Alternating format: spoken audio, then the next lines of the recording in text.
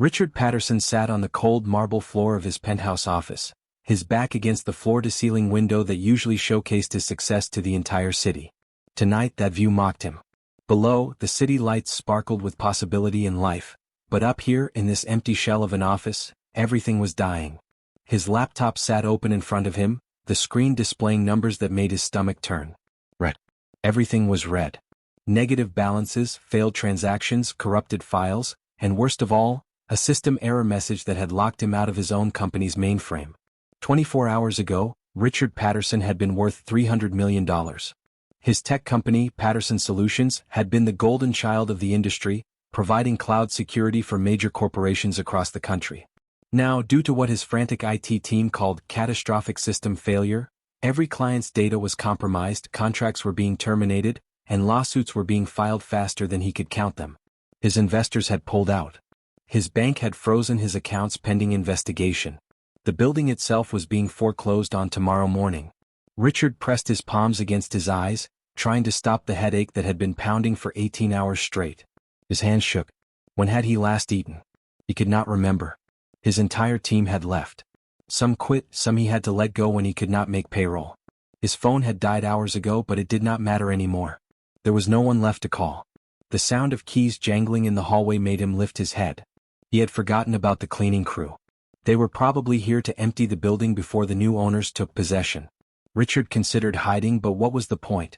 Let them see him like this. Let them witness the great Richard Patterson, the boy genius who built an empire by age 32, now reduced to a broken man sitting on the floor of his former kingdom. The door opened and a woman stepped inside pushing a cleaning cart. She wore a simple blue uniform with her name embroidered on the pocket. Denise.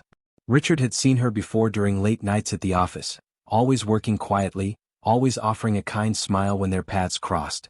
She was beautiful, with warm brown skin that seemed to glow even in the harsh office lighting, natural hair pulled back in a neat bun, and eyes that sparkled with intelligence. She stopped when she saw him, her hand still on the door handle. For a moment, neither of them spoke. Richard waited for her to leave, to pretend she had not seen him in this humiliating state. Instead, she let the door close softly behind her and took a few steps into the room. "Mr. Patterson?" Her voice was gentle, concerned. "Are you all right?" Richard laughed, but it came out bitter and hollow. "Do I look all right?" Denise moved closer, leaving her cart by the door. She wore simple black pants and a blue polo shirt, practical sneakers, and no jewelry except for small silver earrings. Despite the plainness of her uniform, she carried herself with quiet dignity. She stopped a respectful distance away and crouched down so they were at eye level. "I heard about what happened," she said. "The whole building is talking about it." "I'm sorry." "Sorry does not fix anything," Richard muttered, gesturing at his laptop. "Nothing can fix this. I've lost everything. Tomorrow, I won't even be allowed in this building." Denise glanced at the laptop screen, her eyes scanning the error messages and failed code.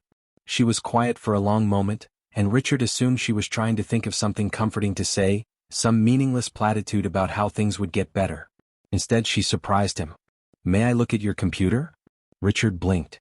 "What?" "Your laptop. May I look at it?" She moved closer, already reaching for the device. "I might be able to help." "You're a janitor," Richard said, not unkindly, just stating a fact. "No offense, but this is beyond complicated. My entire IT department couldn't fix it." Denise paused, her hand hovering over the keyboard. She looked at him steadily. "I have a master's degree in computer science from MIT. I specialized in cybersecurity and systems architecture. I took this janitorial job 2 years ago because it pays enough to cover my sister's college tuition and has good health insurance. I work nights so I can freelance during the day. I've been watching your company's security infrastructure for months, Mr. Patterson. I know your systems better than you think. Have you ever been so desperate that you almost missed the miracle standing right in front of you? If you want to see how one moment of saying yes can change everything, hit that subscribe button and drop a comment telling me, would you have accepted help from your janitor? Let me know below." Richard stared at her, speechless. He had walked past this woman hundreds of times, never once wondering about her story, her education, her dreams. She was always just there, part of the invisible workforce that kept his building clean. Shame washed over him, followed quickly by a desperate spark of hope. "If you can help." He started, then stopped. Pride wanted him to refuse, to protect what little dignity he had left. But Denise was right. He was desperate. What did he have to lose? Please, he said finally, moving aside so she could access the laptop. If there's anything you can do, I'll be forever grateful. Denise nodded and sat down cross-legged in front of the computer. She pulled it onto her lap, her fingers already flying across the keyboard with practiced ease. Richard watched as screens flashed by too quickly for him to follow. Code scrolled past, error messages appeared and disappeared, and through it all, Denise's expression remained calm and focused. When did this start? She asked without looking up. Yesterday afternoon. Right after a system update. Who pushed the update? My lead developer, Frank Morrison. But he quit this morning. Said the company was doomed and he wanted to get out before his reputation was ruined. Denise's fingers paused for just a moment, then continued typing. Interesting timing. What do you mean? I mean, Denise said, her eyes still on the screen, that catastrophic system failures don't usually happen randomly. They're caused. Give me a few minutes. I need to trace back through your update logs. Richard sat beside her, watching her work. The competent way she navigated his systems, the quick decisive movements of her hands, the slight furrow of concentration between her eyebrows, all of it spoke of genuine expertise. How had he never known? How had he never asked? You said you have a sister in college? He asked quietly, wanting to fill the tense silence. Amber. She's studying pre-med at State University. Smart as they come, but scholarships only cover so much. Denise opened another window, scrolling through lines of code. Our parents died in a car accident 6 years ago. Amber was only 16. I've been taking care of her ever since. That must be difficult. We make it work. Denise leaned closer to the screen, her eyes narrowing. Got you. Got what? The source of your problem. She turned the laptop so Richard could see, pointing to a section of highlighted code. See this? It's a logic bomb. Someone deliberately embedded malicious code in your system update. It was designed to activate 24 hours after installation and corrupt your entire database. Very sophisticated, very deliberate. This wasn't an accident, Mr. Patterson. Someone sabotaged your company. Richard felt cold spread through his chest. Frank. It had to be Frank. But why? Money probably. Corporate espionage. Maybe a competitor paid him. Maybe he was planning to short your stock. Does it matter? Denise was already typing again. The question is, can we fix it? Can we? For the first time since she started working, Denise looked up and met his eyes. She smiled, and it transformed her entire face, lighting up the empty office with warmth and confidence. Mr. Patterson, I didn't spend 6 years studying cybersecurity just to clean offices. Yes, we can fix this. But I'm going to need your help, and we're going to have to work through the night. Your investor meeting is at 8 in the morning, right? How did you know about that? I hear things when I'm emptying trash bins. People forget janitors have ears. She handed him the laptop. I need you to call your bank and authorize me as an emergency IT consultant. I'll need access to your servers, your backups, and your administrative controls. Can you do that? Richard pulled out his phone, relief flooding through him for the first time in a day. I'll do whatever it takes. Good. And Mr. Patterson? Yes. Call me Denise. We're going to be working closely together tonight. We might as well be on first-name basis. Richard nodded, already dialing his bank's emergency line. As he spoke to the security team, explaining the situation and providing authorization codes, he watched Denise set up her workspace on his office floor. She pushed aside the expensive furniture like it meant nothing, creating a practical command center with his laptop, a notepad, and a determined expression. For the first time in 24 hours, Richard Patterson felt something other than despair. He felt hope. And he felt something else too, something he could not quite name yet but that warmed the cold emptiness inside him. Gratitude certainly. Respect absolutely. But there was more to it, something in the way Denise moved with quiet confidence, something in her willingness to help a stranger who had never noticed her before. Whatever it was, he knew his life had just changed in ways he could not yet understand. And it had all started with saying yes to an unexpected offer of help from the most unlikely source. The janitor who turned out to be his salvation. Denise worked with the focused intensity of a surgeon performing a critical operation. Richard sat beside her, following her instructions, pulling up files, running diagnostic programs, and providing passwords and access codes whenever she needed them. The massive office, which had felt so empty and cold an hour ago, now hummed with purpose and possibility. Hand me that notepad, Denise said, pointing without taking her eyes off the screen. Richard grabbed it and watched as she sketched out a network diagram, mapping out the corrupted pathways in his system. Her handwriting was neat and precise, each notation carefully labeled. "You said you freelance during the day?" Richard asked as he watched her work. "What kind of projects do you take on?" "Mostly security audits for small businesses. I help them identify vulnerabilities before hackers do. It does not pay as much as corporate work, but it's steady and I can do it from home between taking care of Amber and sleeping." She circled something on her diagram. "Your backup system, does it run automatic saves every 6 hours?" "Yes, but Frank said the backups were corrupted too. That's why everyone panicked."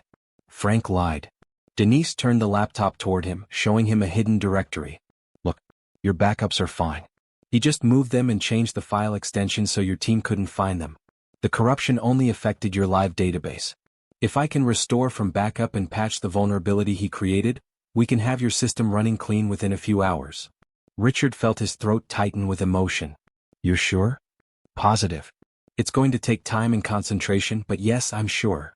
She pulled the laptop back and started typing again, her fingers dancing across the keys. "Why don't you tell me about your company? Help me understand what makes Patterson Solutions special." Richard leaned back against the window, grateful for something productive to do while she worked. "I started the company 8 years ago after graduating from college. I was 24 and convinced I could build better security software than anything on the market. Everyone said I was crazy. Banks wouldn't give me loans. Investors laughed me out of their offices. I maxed out every credit card I had and built the first version of our software in my apartment." "What made you so sure you could do it?" Denise asked, her eyes still on the screen but her tone genuinely curious. "Because I understood something others didn't. Security isn't about building higher walls. It's about being smarter than the people trying to break in. It's about thinking 3 steps ahead, anticipating attacks before they happen, creating systems that adapt and learn." He watched her work, noting the elegant efficiency of her process. "Kind of like what you're doing right now."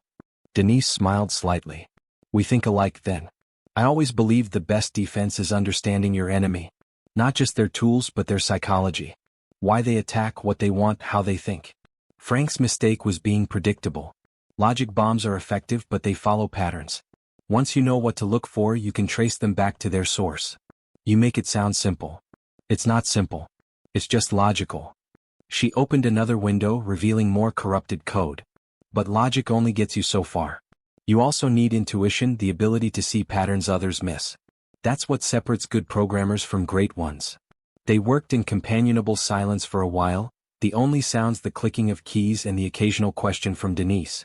Richard found himself studying her profile as she worked, the way she bit her lower lip when concentrating, the way her eyes lit up when she solved a particularly tricky problem. She had pulled off her uniform polo at some point, revealing a simple green t-shirt underneath. Professional, practical, unpretentious. "Can I ask you something?" Richard said after a while. "Sure. Why did you help me?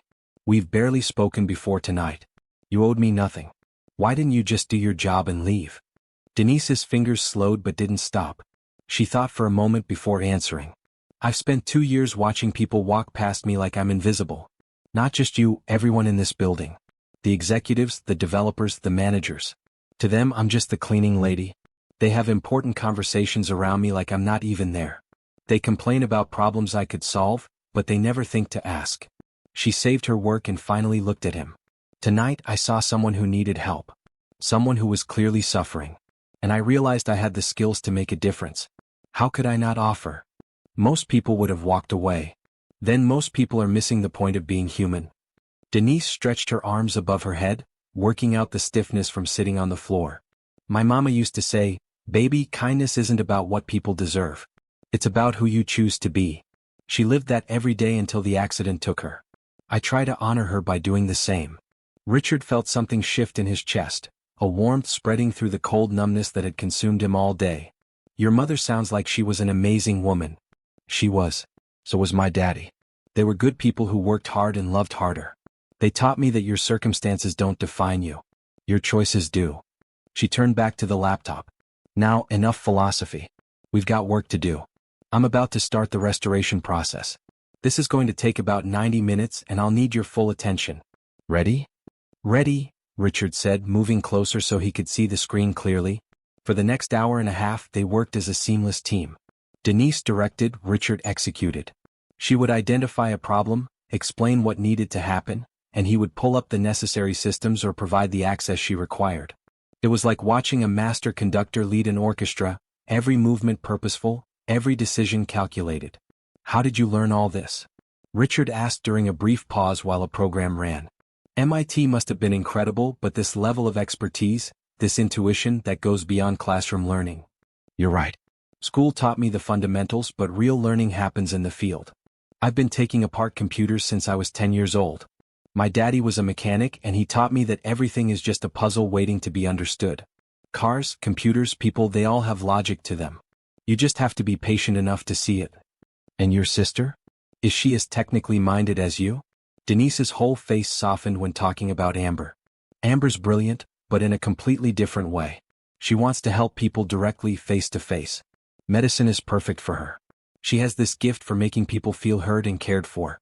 She's going to be an amazing doctor. You must be proud. Beyond proud. Terrified too, if I'm being honest.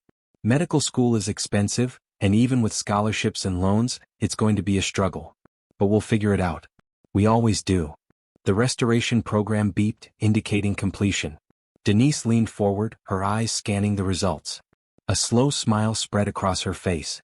Richard, look at this. He moved closer, studying the screen. Where before there had been pages of error messages and corrupted files, now there were row after row of green checkmarks. System operational. Database restored. Security protocols active. Is that what I think it is? Richard whispered, afraid to believe it. Your company's back online.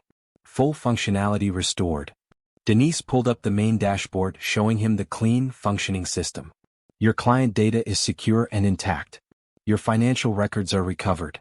Everything Frank destroyed, we've rebuilt. Well, I rebuilt it. You helped admirably. Richard stared at the screen, hardly daring to breathe. It was real. His company was saved. Relief crashed over him like a physical wave, and he felt his eyes burn with unexpected tears. He quickly wiped them away, embarrassed to show such emotion. Hey, Denise said softly, touching his arm gently. It's okay. You're allowed to feel things. I can't believe you did this, Richard managed, his voice rough. In one night, you solved a problem my entire team couldn't figure out. You saved everything. We did it together, Denise corrected, but she was smiling. Though I'll admit I did most of the heavy lifting. Richard laughed, the sound strange and wonderful after a day of despair. He looked at Denise, really looked at her, seeing not just the janitor in the blue uniform but the extraordinary woman beneath. The genius who had been invisible, the hero who had been overlooked, the angel who had appeared exactly when he needed her most. Denise Williams, he said formally, I want to offer you a job. Not as a consultant, not as a contractor, but as a permanent member of Patterson Solutions. Chief Technology Officer, effective immediately. I'll triple whatever you're making now, full benefits, stock options, and complete autonomy over our security infrastructure. You literally saved my company tonight. Let me give you the position you deserve. Denise's eyes widened. For a moment she said nothing, and Richard worried he had overstepped, that she would refuse, that pride or doubt or fear would make her say no. But then her face broke into the most beautiful smile he had ever seen. Yes, she said simply. Yes, I accept. With gratitude and a little bit of shock, but yes. Absolutely yes. Richard grinned, feeling lighter than he had in months. Thank you. You have no idea what this means. Oh, I think I do. Denise stood up, offering him her hand to help him to his feet. It means I can stop scrubbing toilets and start building systems. It means Amber's tuition is secure. It means I get to do what I actually trained for instead of hiding my skills to make ends meet. So no, Mr. Patterson, thank you. They shook hands, the gesture formal but warm. As their hands clasped, Richard felt a connection he couldn't quite explain, something beyond professional respect or grateful relief. It felt like the beginning of something important, something that would change both their lives in ways neither of them could yet imagine. We should probably test everything before your investor meeting, Denise said, pulling her hand back and returning to the laptop. Run full diagnostics, make sure there are no hidden vulnerabilities, prepare a presentation showing the system is stable and secure. You're going to need to explain what happened and how you fixed it. You mean how you fixed it? No, Denise said firmly, looking him straight in the eye. We fixed it. Together. That's how we're going to move forward. As partners. As a team. I don't need all the credit, Richard. I just need the opportunity to keep doing good work. Richard nodded, understanding dawning. This was who Denise was, someone who valued substance over recognition, results over glory. It was a refreshing change from the ego-driven developers he usually worked with, the ones who needed constant praise and validation. Partners then, he agreed. Now show me what diagnostics we need to run. I have a feeling we're going to be here until dawn, but for the first time in 24 hours I don't mind at all. They returned to work, side by side on the office floor, two people from completely different worlds brought together by crisis and connected by something deeper than circumstance. Outside the windows, the city continued its endless motion, oblivious to the small miracle happening in the empty penthouse office. But Richard Patterson and Denise Williams knew. They had witnessed the moment when everything changed, when an offer was made and accepted without hesitation, when kindness and skill combined to save not just a company, but two lives heading in new, unexpected directions. And it was only just beginning. At 3 a.m, Richard made coffee in the small break room kitchenette while Denise ran another round of system checks. His hands were steadier now, his mind clearer than it had been in days. Hope was a powerful antidote to despair, he realized. Just hours ago, he had been sitting on the floor ready to surrender everything. Now, thanks to the extraordinary woman working in his office, he had a fighting chance. He carried 2 mugs back to the office, handing one to Denise. She accepted it with a grateful smile, wrapping her hands around the warm ceramic. Thank you. I usually run on about 4 hours of sleep a night, but I'll admit, this is pushing even my limits. She took a sip, closing her eyes briefly. Perfect. How did you know I take it with just a little cream and no sugar? Richard shrugged, settling back down beside her. Lucky guess. You seem like someone who likes things straightforward, no unnecessary extras. Good intuition. Denise set the mug aside and pulled up a new screen. Speaking of intuition, I've been thinking about Frank Morrison. If he planted this code, he had to have been planning it for weeks, maybe months. Do you remember him acting strangely? Any unusual requests for access or changes in behavior? Richard thought back, trying to remember details through the fog of exhaustion and stress. Now that you mention it, about 3 months ago he asked for expanded administrative privileges. Said he needed them to streamline some updates. I approved it without thinking much about it. He was my lead developer. I trusted him. That was probably when he started laying the groundwork. Denise made notes on her pad. He would have needed high-level access to embed code this deep in your system.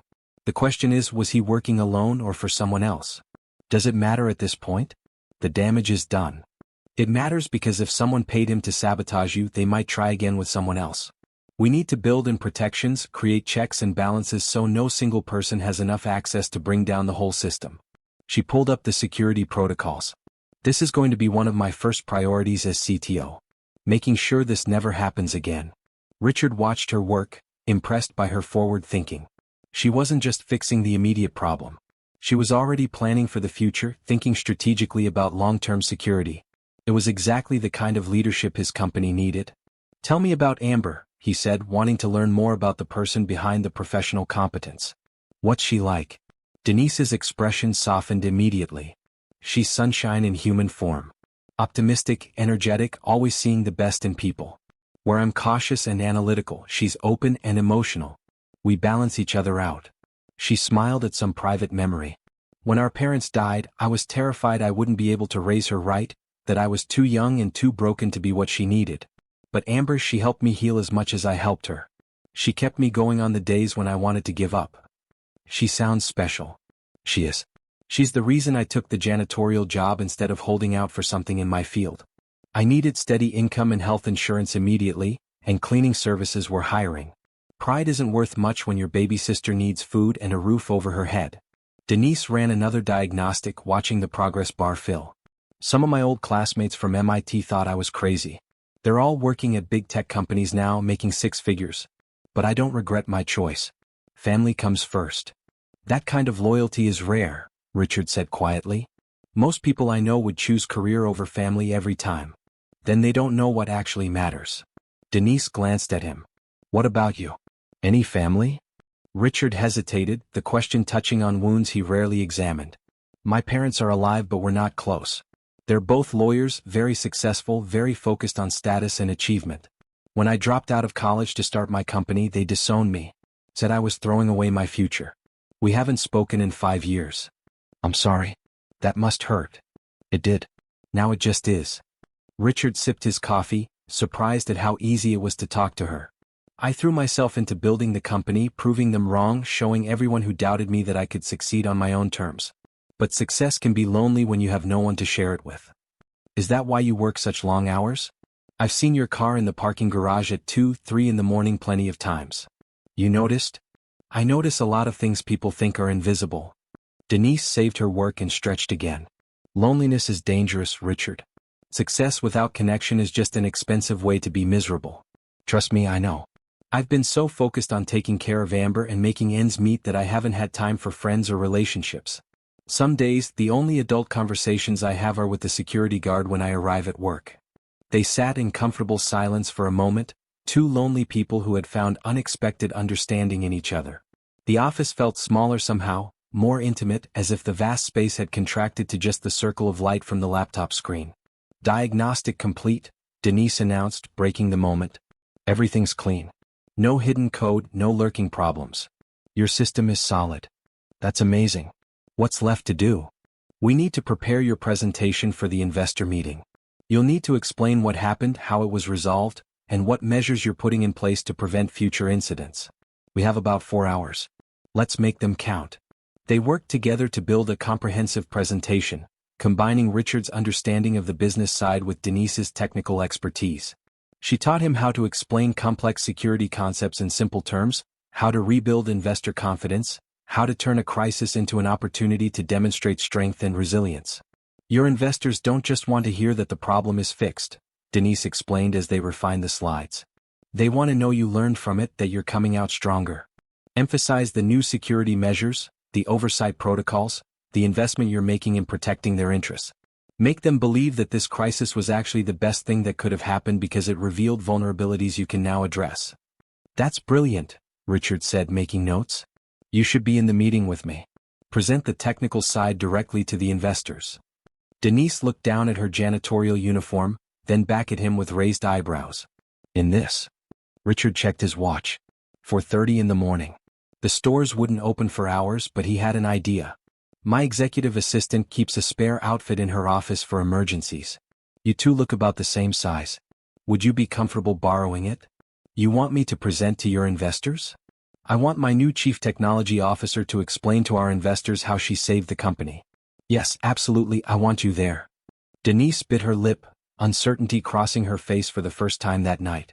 Richard, I appreciate the confidence, but I'm not exactly polished in corporate presentations. I clean offices, remember? I don't have experience with boardrooms and investor meetings. You have a master's from MIT and you just performed a technological miracle. You're exactly who should be in that room. Richard stood and offered her his hand. Come on.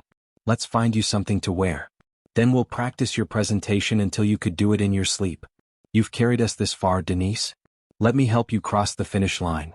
What if the biggest risk isn't failing but never getting the chance to show what you're capable of? If you're enjoying this story and want to see what happens next, please subscribe and leave a comment.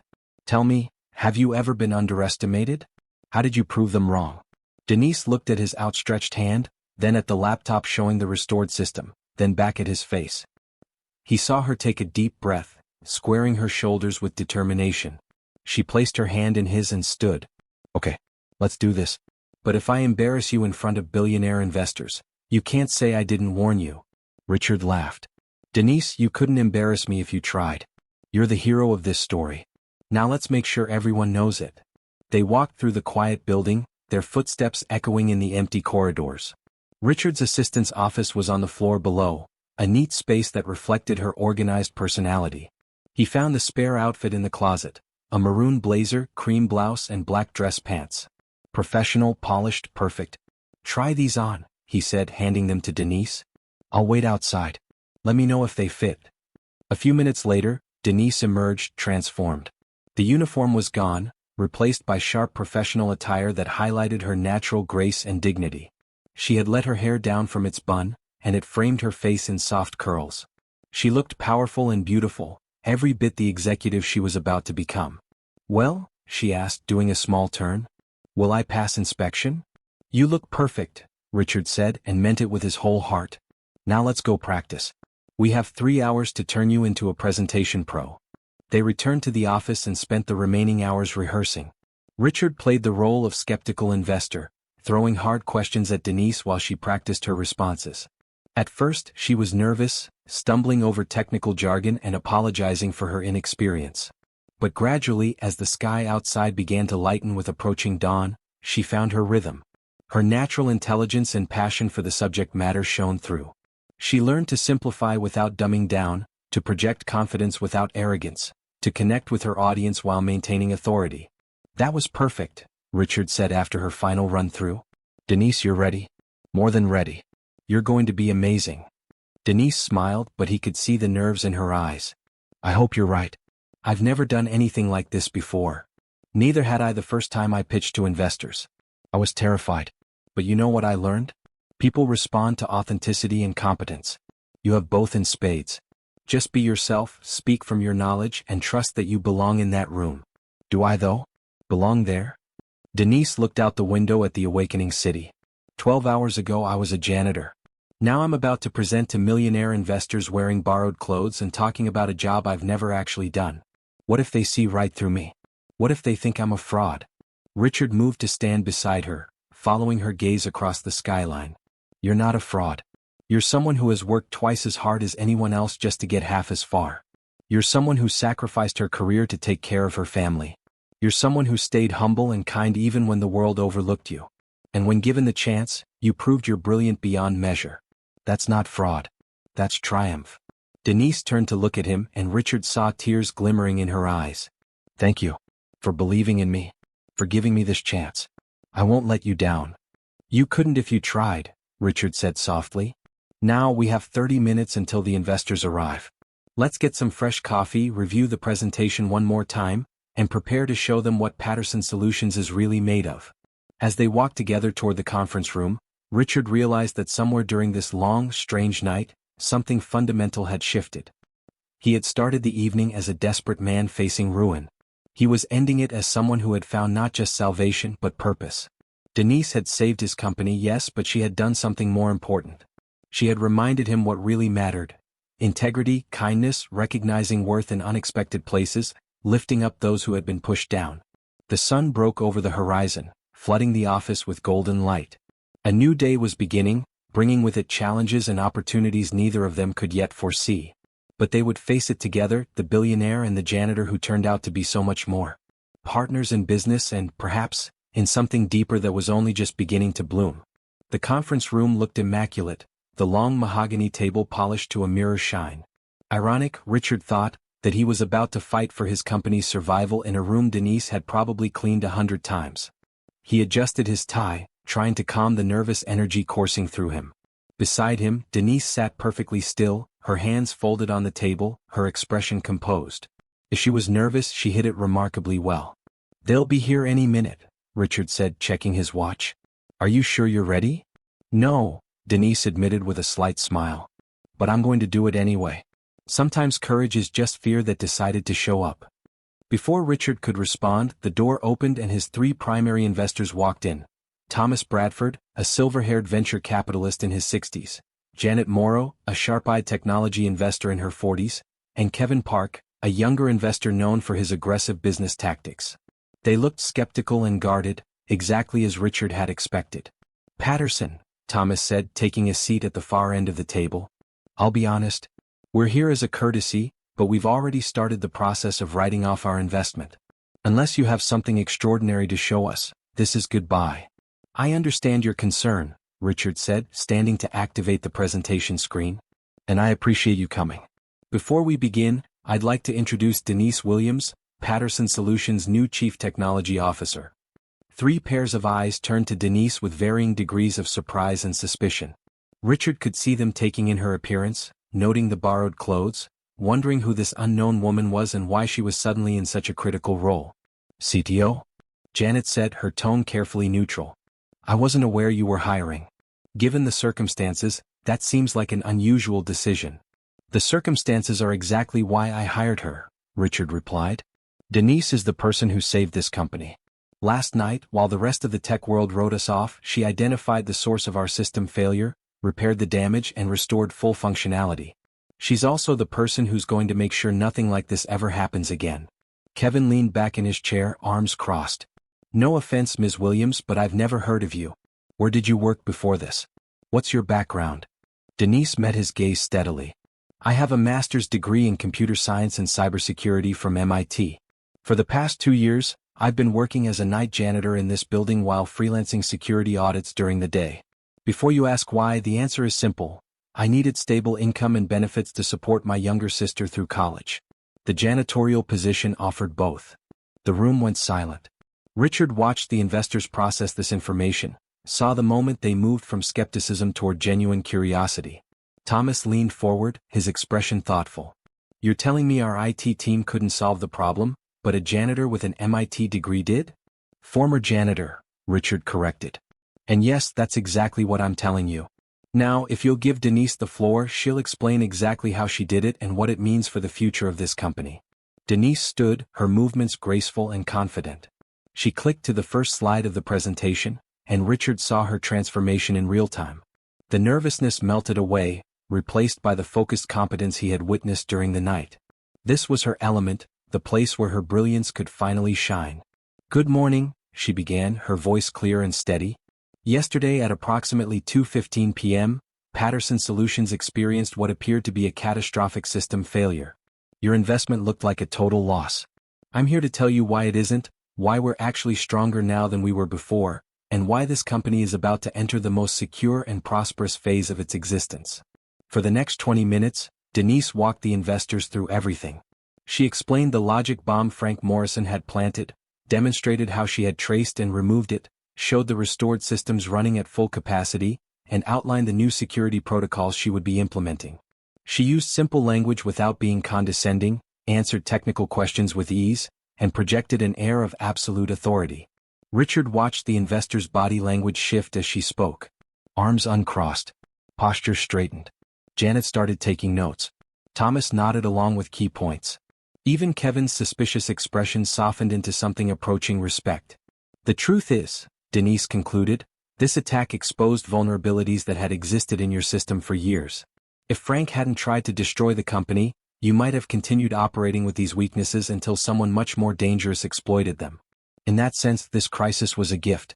It forced us to rebuild from the foundation up, creating something exponentially more secure. Patterson Solutions isn't dying. It's being reborn, stronger and smarter than before. She clicked to the final slide, which showed projected growth curves and security metrics. With these new protocols in place and with proper oversight that prevents any single employee from having too much control, I guarantee this company will not only survive but thrive. Your investment is safe. More than safe. It's positioned to triple in value over the next 3 years. Denise sat down and for a moment no one spoke. Richard held his breath, waiting for the verdict.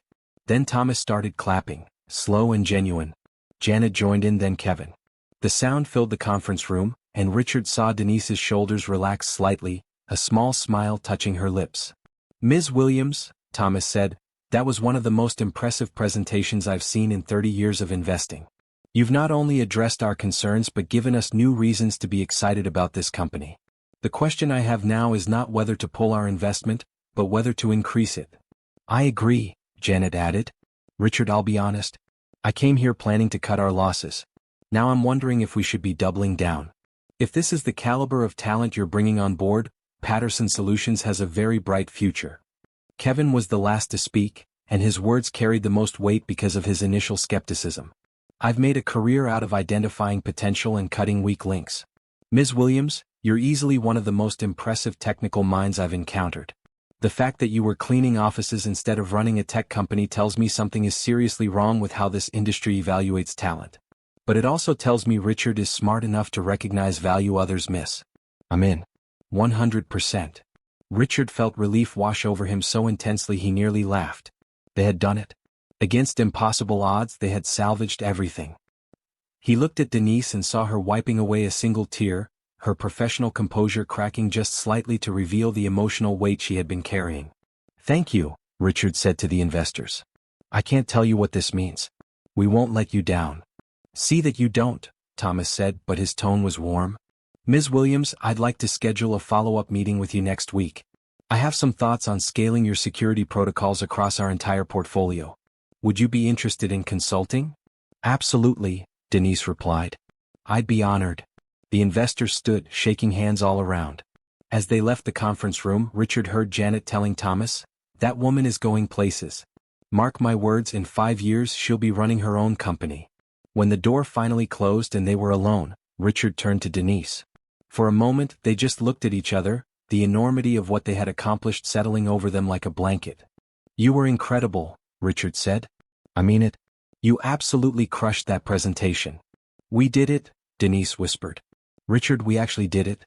The company is saved. Your investment is secure. I have a real job in my field. I can pay for Amber's school without working 3 jobs. This is real, right? I'm not dreaming.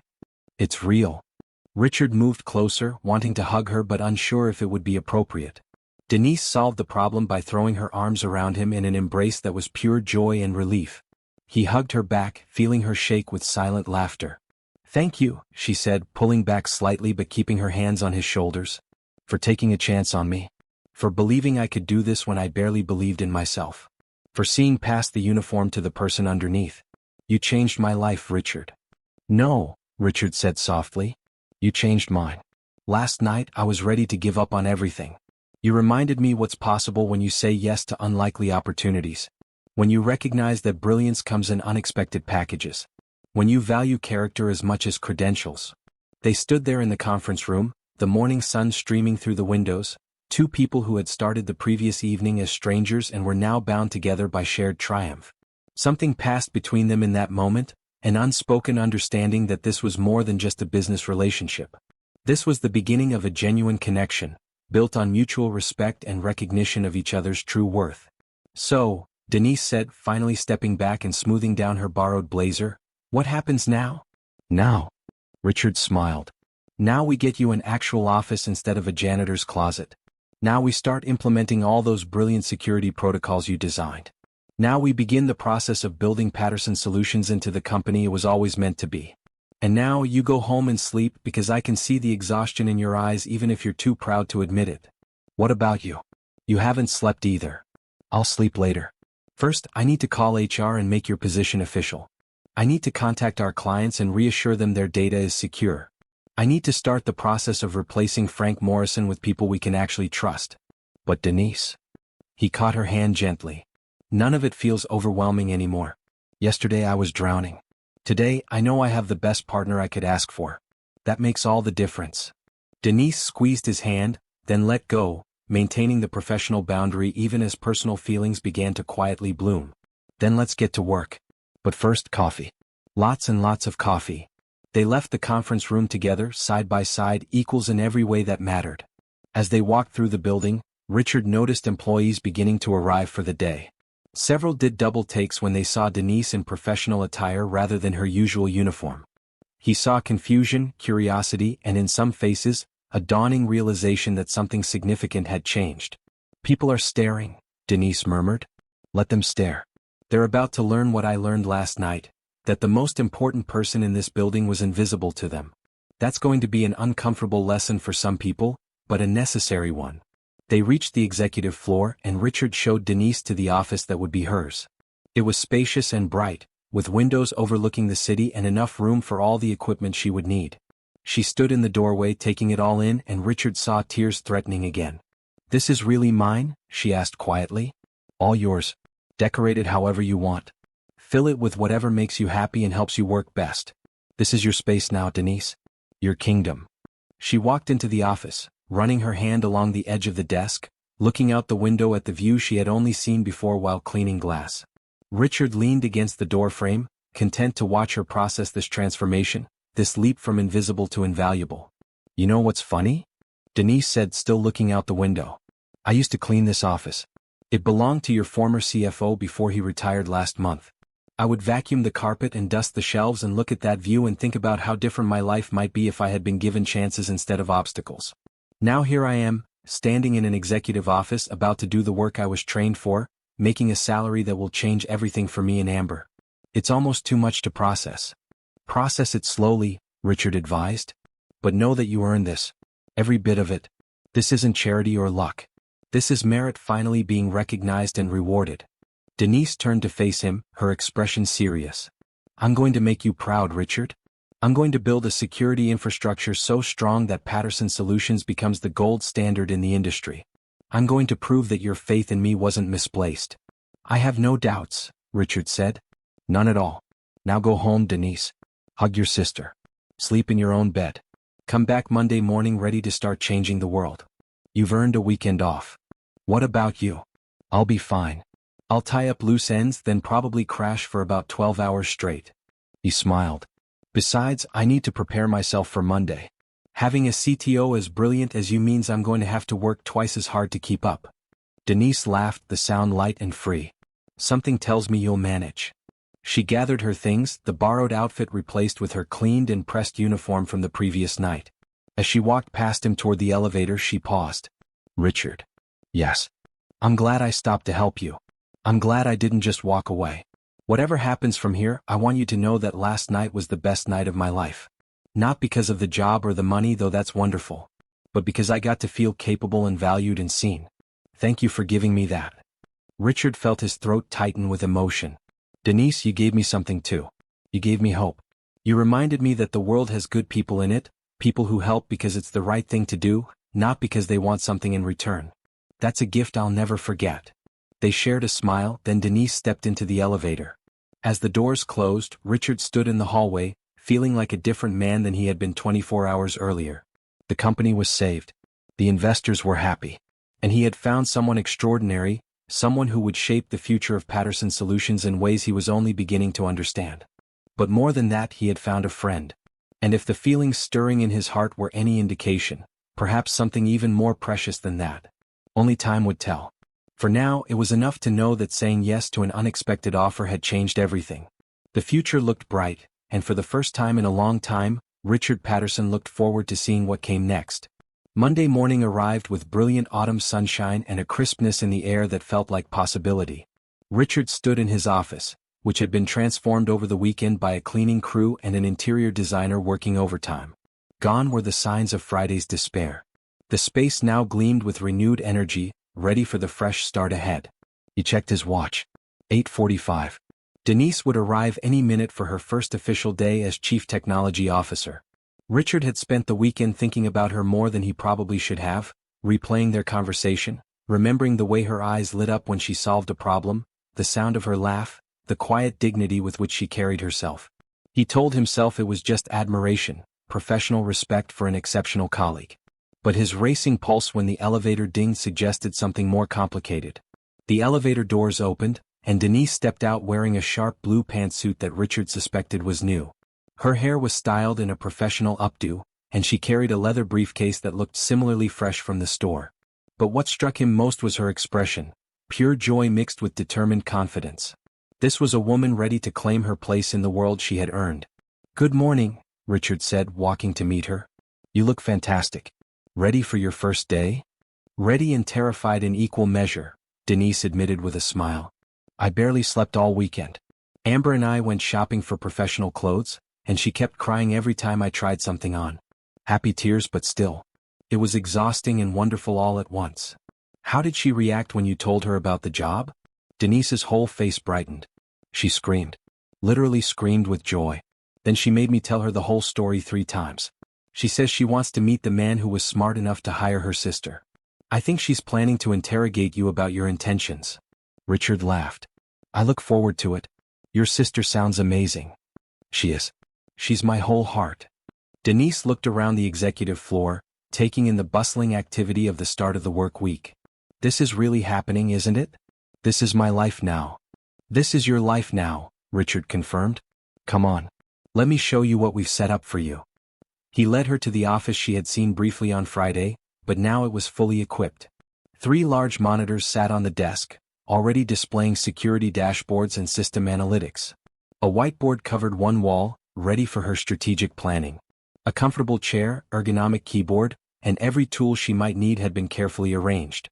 "Richard," Denise breathed, stepping into the space. "This is incredible. Only the best for the person who saved my company. There's more. Your access credentials are active, you have clearance for all systems, and I've scheduled meetings this week with every department head so you can understand how they currently handle security and data. I want you to have complete autonomy to implement whatever changes you think are necessary. Denise set down her briefcase and turned to face him. You're giving me a lot of trust.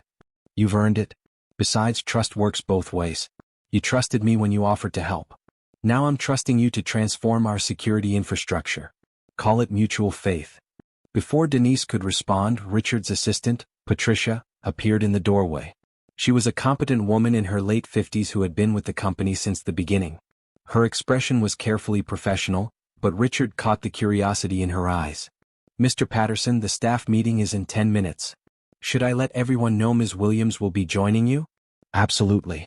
Patricia, please make sure everyone understands that Denise has my complete confidence and authority. Any questions or concerns about changes she implements should be directed to me personally. Of course. Patricia turned to Denise with a genuine smile. Welcome to the executive team, Ms. Williams. If you need anything, please don't hesitate to ask.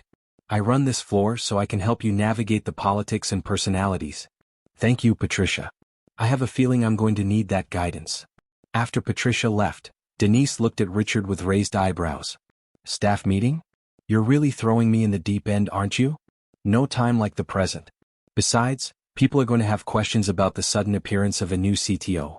Better to address everything directly and transparently. Are you comfortable with that? Comfortable? No. Willing? Yes. Denise straightened her shoulders. Let's do this. The conference room was packed when they arrived. Richard saw his entire management team along with key technical staff, probably 50 people total. The room fell silent when he and Denise entered, all eyes tracking their movement to the front. Richard could feel the speculation, the curiosity, the whispers that had probably been circulating since Friday's dramatic investor meeting. Good morning, everyone, Richard began, standing at the head of the table with Denise beside him. Thank you for coming on short notice. I know the past few days have been turbulent and uncertain. I want to address that head-on and introduce you to the person who made our survival possible. He gestured to Denise. This is Denise Williams, Patterson Solutions' new Chief Technology Officer. Some of you may recognize her. Until Friday, she worked night shift as a member of our cleaning crew.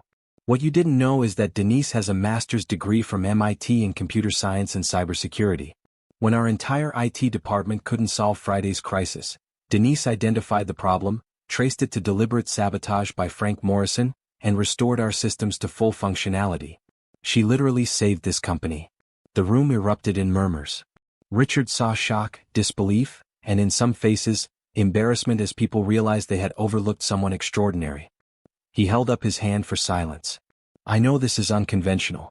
I know some of you are skeptical.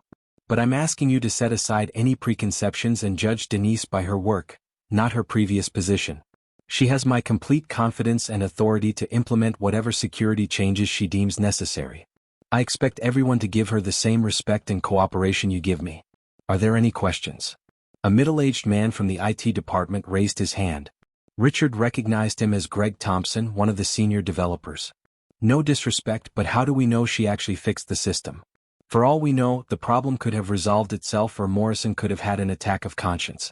Promoting someone from the cleaning staff to CTO seems like a huge risk. Richard felt anger flash through him, but before he could respond, Denise stepped forward. Her voice was calm and clear, carrying easily through the room. That's a fair question, Greg. You want proof of competence.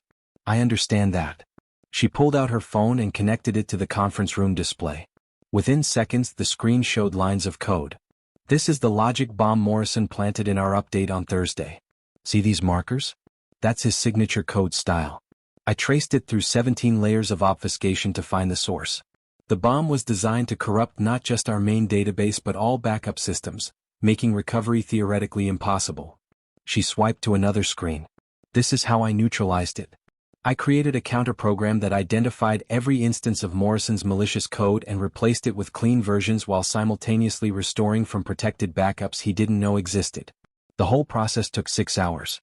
If the problem had resolved itself, we would still be locked out of our systems right now. Greg leaned forward, studying the code. Richard saw his skepticism transform into grudging respect. That's sophisticated work. Really sophisticated.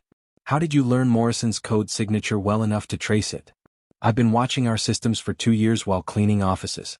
When you're invisible, people talk freely around you. I heard countless technical discussions, saw problems being solved, learned how different developers approach challenges. I might have been emptying trash bins, but I was also getting a graduate-level education in how this company operates. Morrison always favored nested loops and recursive functions. Once I knew what to look for, finding his code was just a matter of time and patience. The room had gone completely quiet. Richard watched as understanding spread through the staff. This woman was the real deal. Her unconventional path to the position didn't diminish her qualifications, it enhanced them. She had earned her knowledge the hard way, through observation, sacrifice, and determination. I want to be clear about something, Denise continued, her eyes scanning the room. I'm not here to prove I belong. I know I belong. I've earned my place through skill, dedication, and results. What I am here for is to make this company better, safer, and more successful. I welcome your ideas, your concerns, and your collaboration. But I won't accept doubt based on where I came from rather than what I can do. Judge me by my work. That's all I ask. A woman from the finance department started clapping. Within seconds, the applause spread through the room until nearly everyone was acknowledging Denise's words. Richard saw the shift happening in real time, resistance transforming into acceptance and even excitement.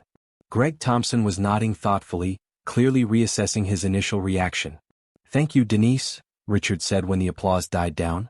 Now let's talk about next steps. Denise will be meeting with each department this week to assess current security protocols and identify areas for improvement. I expect full cooperation. This isn't about blame or criticism. It's about building something stronger together. Any other questions? A younger developer raised her hand tentatively. Ms. Williams, will you be hiring additional security staff? Because if you're looking for people, I'd be interested in transferring to your team. Denise smiled warmly. I'll definitely be expanding the security department, and I'd love to talk with anyone interested in joining. What's your name?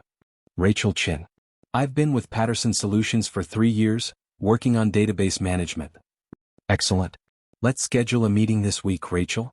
I want to hear your thoughts on our current vulnerabilities and where you think we can improve. Several other hands went up, people volunteering their expertise or asking about joining Denise's team. Richard watched with satisfaction. This was exactly the response he had hoped for. Denise wasn't just being accepted, she was being embraced. Her competence and confidence had won over even the skeptics. The meeting concluded with concrete plans for the week ahead. As people filed out, many stopped to introduce themselves to Denise or offer their support. Rachel Chin chatted animatedly about security protocols. Greg Thompson apologized for his initial skepticism and offered to walk Denise through the current system architecture. The energy in the room had completely shifted. When they were finally alone again, Richard turned to Denise. You were amazing. The way you handled Greg's challenge, the way you connected with the team, that was masterful. I was sweating bullets the whole time, Denise admitted. But I remembered what you said about authenticity and competence. I just tried to be honest about who I am and what I can do. It worked. You've won them over. Now the real work begins. I'm ready. Denise gathered her things, her expression determined. When's my first department meeting? In an hour. Operations. They're eager to talk about data protection protocols. Perfect. That gives me time to review their current systems and prepare questions. She headed toward her office, then paused and looked back. Richard? Thank you. For standing beside me in there. For backing me up when people doubted. It means everything. That's what partners do, Richard said. We support each other. Always.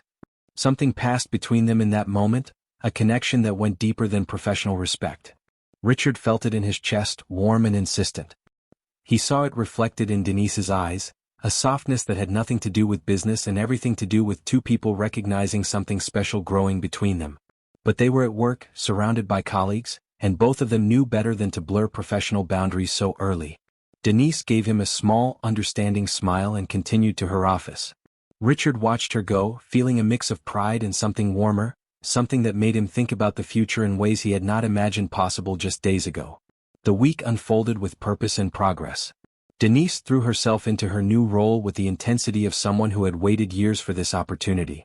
Richard watched her transform the company's security infrastructure, implementing protocols that were both sophisticated and user-friendly.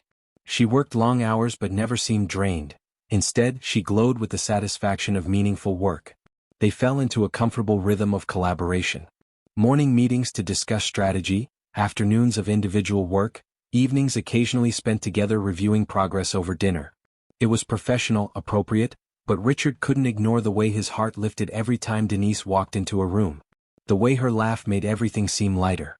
The way her insights challenged and inspired him. By Friday, the company felt revitalized. Client confidence was restored.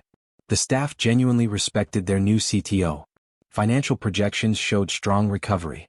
Richard stood in his office that evening, looking out at the city lights, feeling more content than he had in years. A knock on his door made him turn. Denise stood in the doorway, still in her professional attire, a tablet under her arm. "Got a minute?" she asked. "I want to show you the final security implementation plan before I send it to the department heads." "Of course. Come in." They spent the next hour going through her proposal, Richard asking questions and Denise explaining her reasoning. Her plan was brilliant, comprehensive, and achievable. It would position Patterson Solutions as an industry leader in security, all while remaining cost-effective and scalable. "This is exceptional work, Denise. I'm consistently amazed by your vision. It feels good to finally use my education for what it was meant for," she said, saving the document. "This week has been exhausting and exhilarating and perfect.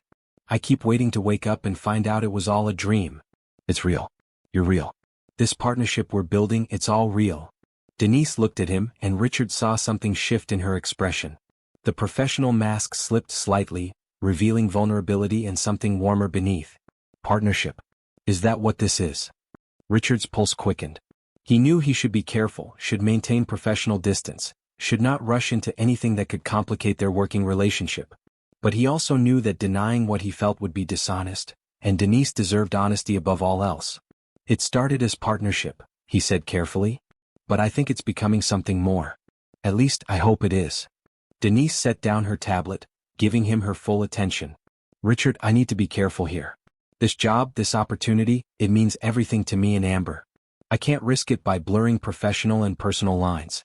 But I also can't ignore that every time I see you, I feel something I haven't felt in a very long time. Possibility. Connection. Something real." "I feel it too," Richard admitted. "And you're right to be cautious. The last thing I want is to jeopardize what we're building professionally. So here's what I propose. We take this slow. Very slow. We focus on work, on building the company, on establishing your position beyond any doubt. And in our spare moments, when it's just us and there's no pressure, we get to know each other as people, not just colleagues. We let whatever this is grow naturally without forcing it or rushing it." "How does that sound?" Denise considered, then smiled. "That sounds wise. And kind. And like something worth pursuing. So yes, let's do that. Slowly, carefully, but honestly." They stood there in the quiet office, the city glittering outside, two people at the beginning of something that could be extraordinary if they were patient enough to let it develop. Richard felt hope blooming in his chest, different from the desperate hope of survival he had felt the previous week. This was the hope of new beginnings, of connection, of building something beautiful brick by careful brick. "Want to get dinner?" he asked. "Not a date. Just two colleagues who happen to enjoy each other's company discussing the week's successes over good food." "That sounds perfect," Denise said, gathering her things. "But I'm buying. You've done enough for me. Let me return the favor."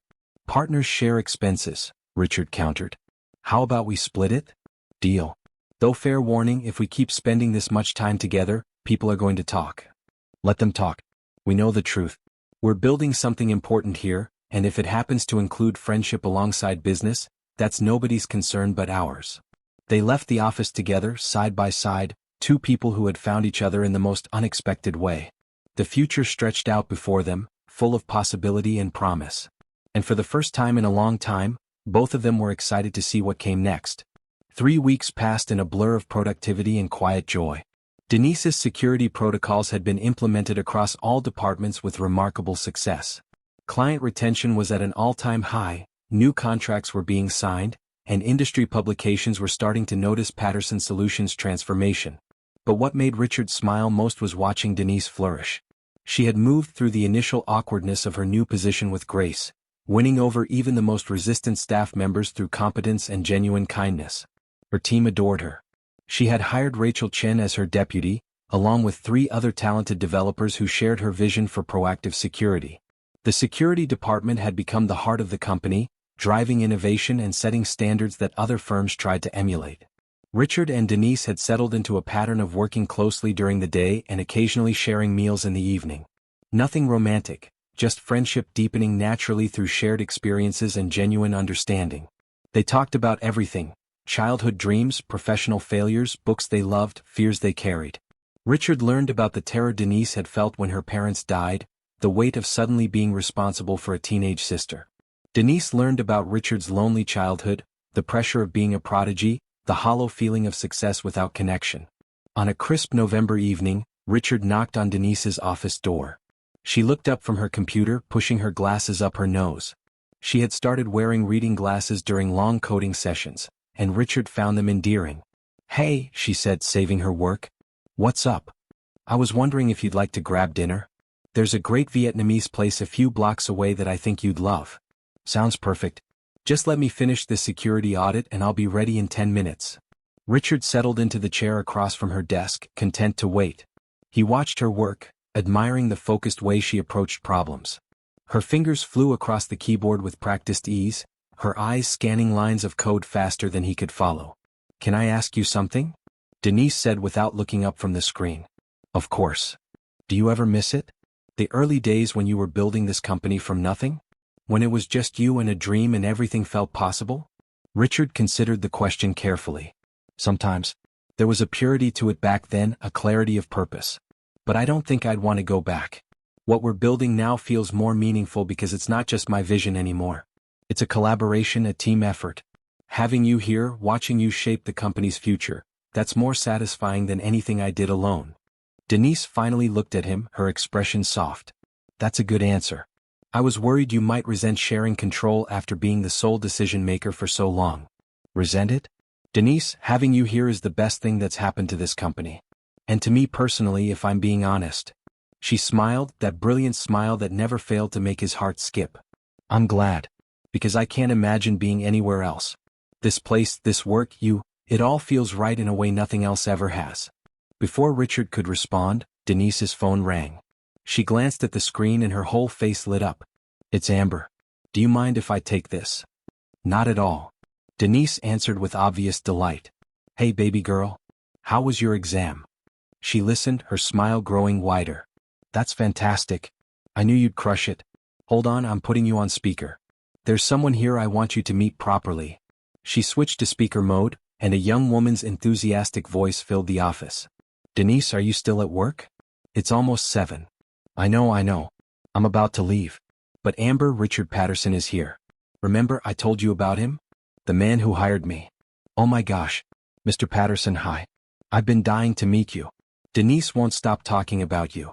Denise's cheeks colored slightly, but she laughed. "Amber, you're embarrassing me. Someone has to keep you honest, sis. Mr. Patterson, I just want to say thank you for giving Denise this opportunity. You've changed both our lives. I can actually focus on my studies now instead of worrying about money constantly. That's because of you." Richard felt warmth spread through his chest. "Please call me Richard. And you don't need to thank me. Denise earned this position through her own merit. I just had the good sense to recognize it." "Well, your good sense is deeply appreciated," Amber replied. "Denise, I'm calling because I'm going to be in town this weekend. Can I come visit your fancy new office? I want to see where my sister became a total powerhouse executive." "Of course. Come by Saturday morning. I'll give you the full tour." "Perfect. And maybe Mr. Patterson can join us? I have questions about his intentions regarding my sister." "Amber." Denise sounded mortified, but Richard could hear the affection beneath the embarrassment. Richard laughed. "I'd be happy to answer any questions. Though I should warn you, I'm terrible at interrogations." "We'll see about that," Amber said cheerfully. "Okay, I need to run. Love you, Denise. See you Saturday, Richard." The call ended and Denise covered her face with her hands. "I'm so sorry about that. Amber has absolutely no filter." "Don't apologize. She sounds wonderful. I'm looking forward to meeting her properly." Denise lowered her hands, her expression somewhere between amused and nervous.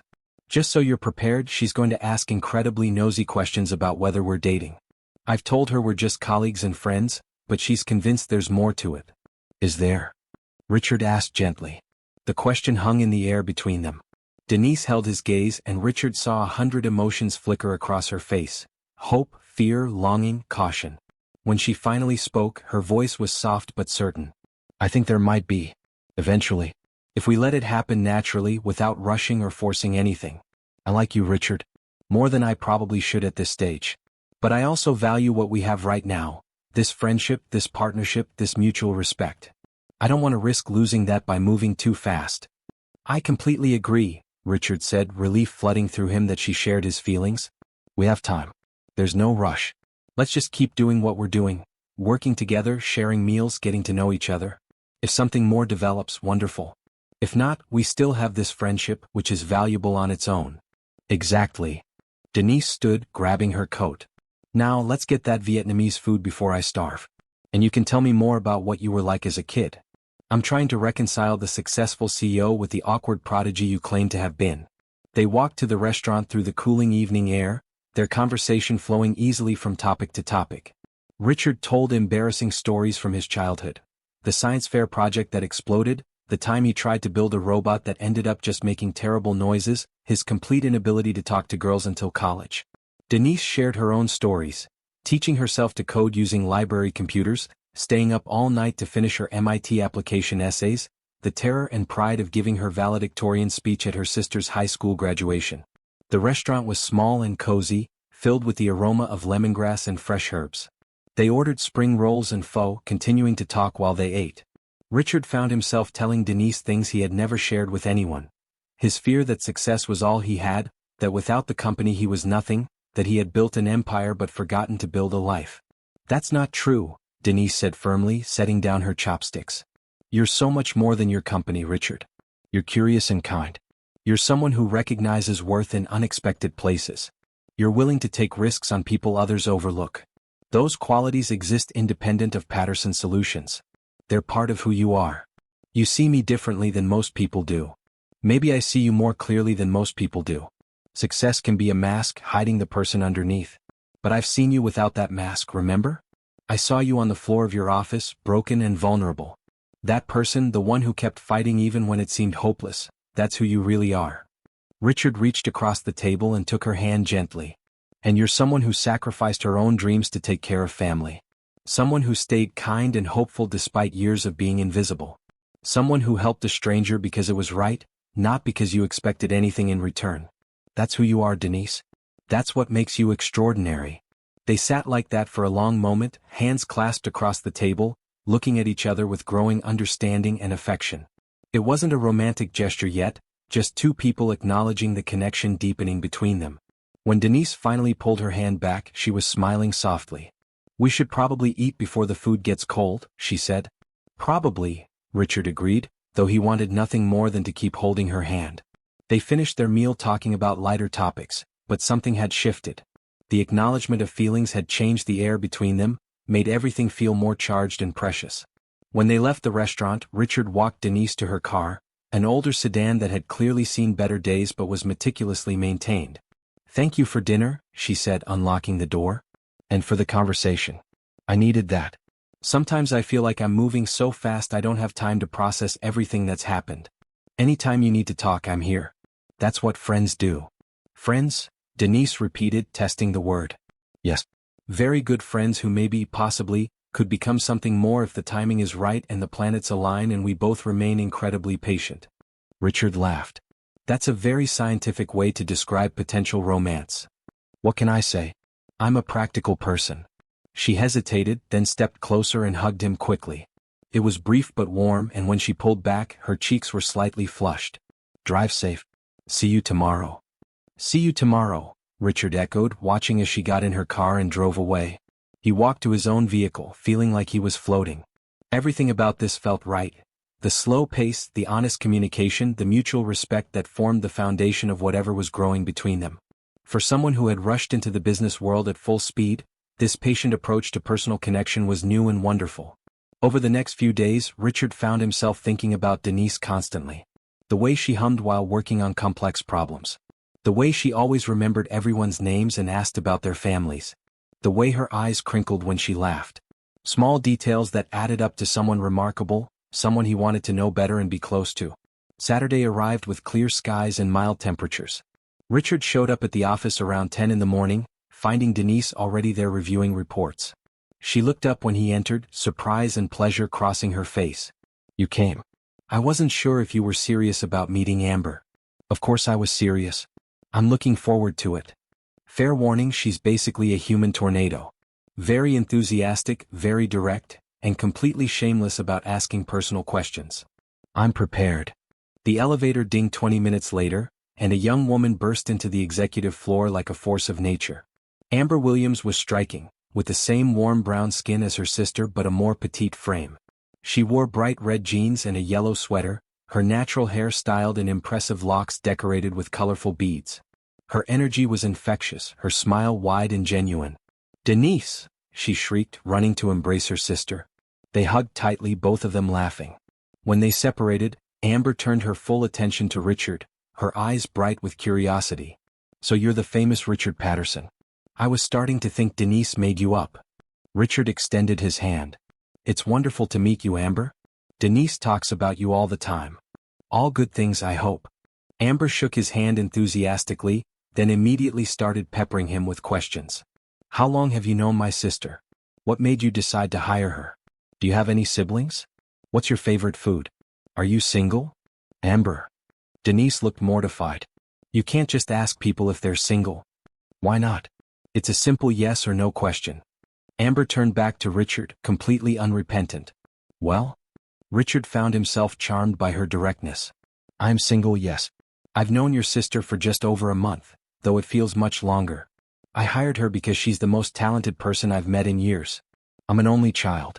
My favorite food is probably Thai curry. And before you ask, yes, I like your sister very much. As a colleague, a friend, and potentially something more if we both decide that's what we want."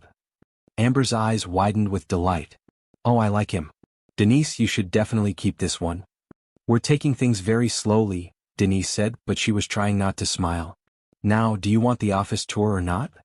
For the next hour they walked through the building, Denise showing Amber her office, the security operations center, the staff break room. Amber asked intelligent questions about the technology and enthusiastic questions about office dynamics. Richard watched the sisters interact, seeing the deep love and easy affection between them. They teased each other constantly but with obvious warmth. "This is amazing, Denise," Amber said as they stood in Denise's office overlooking the city. "You've come so far. Mama and Daddy would be so proud." Denise's eyes glistened with tears. "I hope so. Everything I do for us. For the family they built. They know. I'm sure they know." Amber hugged her sister, then pulled back with renewed energy. "Okay, tour complete. Now who wants lunch? My treat, and I insist Richard joins us." They went to a casual cafe nearby, settling into a booth with sandwiches and coffee. Amber dominated the conversation, telling animated stories about her classes and roommates, making both Denise and Richard laugh with her impressions and observations. Richard found himself relaxing completely, enjoying the easy warmth of their company. "So, Richard," Amber said around a bite of her sandwich, "serious question. What are your intentions toward my sister?" "Amber." Denise protested again. "What? It's a valid question. You're my only sister. I need to make sure anyone interested in you has honorable intentions." Richard appreciated her protectiveness. "My intentions are to be the best friend and colleague to Denise that I can be. To support her career, value her expertise, and if she's willing, gradually explore whether there might be something more between us. I promise I will always treat her with respect and kindness. She deserves nothing less." Amber studied him carefully, then nodded with satisfaction. "Good answer. You pass. For now. But I'm watching you, Mr. Patterson. Hurt my sister and you'll answer to me." "I wouldn't dream of hurting her," Richard said seriously. "She's one of the best people I've ever met." Denise was blushing furiously but smiling. "Can we please talk about something else? How's your organic chemistry class, Amber?" They shifted to safer topics, but Richard noticed Amber watching him throughout lunch, clearly evaluating his character and intentions. He didn't mind. It spoke well of both sisters that they looked out for each other so fiercely. By the end of the meal, Amber seemed satisfied with what she had observed. "Okay," she announced as they finished eating. "Official verdict, I approve. You two are adorable together, and Richard, you make my sister smile in a way I haven't seen in years. Just don't rush things and don't let work completely consume your relationship. Deal?" "Deal," Richard agreed, amused and touched by her earnestness. As they walked back to the building, Amber fell back slightly, letting Richard and Denise walk ahead. Richard felt Denise's hand brush against his, and without thinking, he caught it gently. She looked at him in surprise, then smiled and squeezed his fingers. Your sister is wonderful, Richard said quietly. She likes you. That's huge. Amber's usually suspicious of anyone who shows interest in me. Well, her suspicion is well-founded. You're worth protecting. And you're worth knowing better. Denise squeezed his hand again, then let go as they reached Amber, maintaining appropriate boundaries. Thank you for today. For meeting her, for being patient with her questions, for being you. Thank you for trusting me enough to introduce me to the most important person in your life. Amber hugged them both goodbye, extracting promises from Denise to visit more often and from Richard to take good care of her sister. As they watched her drive away, Richard and Denise stood side by side in comfortable silence. So, Denise said eventually, she interrogated you pretty thoroughly. I expected nothing less. She's protecting you. I respect that. Did you mean what you said? About exploring whether there might be something more between us. Richard turned to face her fully. Every word. I like you, Denise. More each day. But I meant the other part too. There's no rush. We have time to figure this out together. Denise nodded, her expression thoughtful and hopeful. Time. Yes, that sounds good. And in the meantime, we keep doing what we're doing, being partners, being friends, being honest with each other about how we feel. Sounds perfect to me. They returned to the office together, the air between them charged with new possibility. Something was growing, slowly and beautifully, built on a foundation of mutual respect and genuine affection. And for two people who had spent years feeling overlooked and lonely, that slow, steady growth felt like the most precious thing in the world. The future was unfolding one careful step at a time, and both of them were content to let it happen naturally. Because some things, the best things, were worth the wait. The following week brought a major celebration. Patterson Solutions had just signed its largest contract ever, a multi-million-dollar deal with a Fortune 500 company to overhaul their entire security infrastructure. It was a massive validation of Denise's work, proof that the transformation she had led was positioning the company as an industry leader.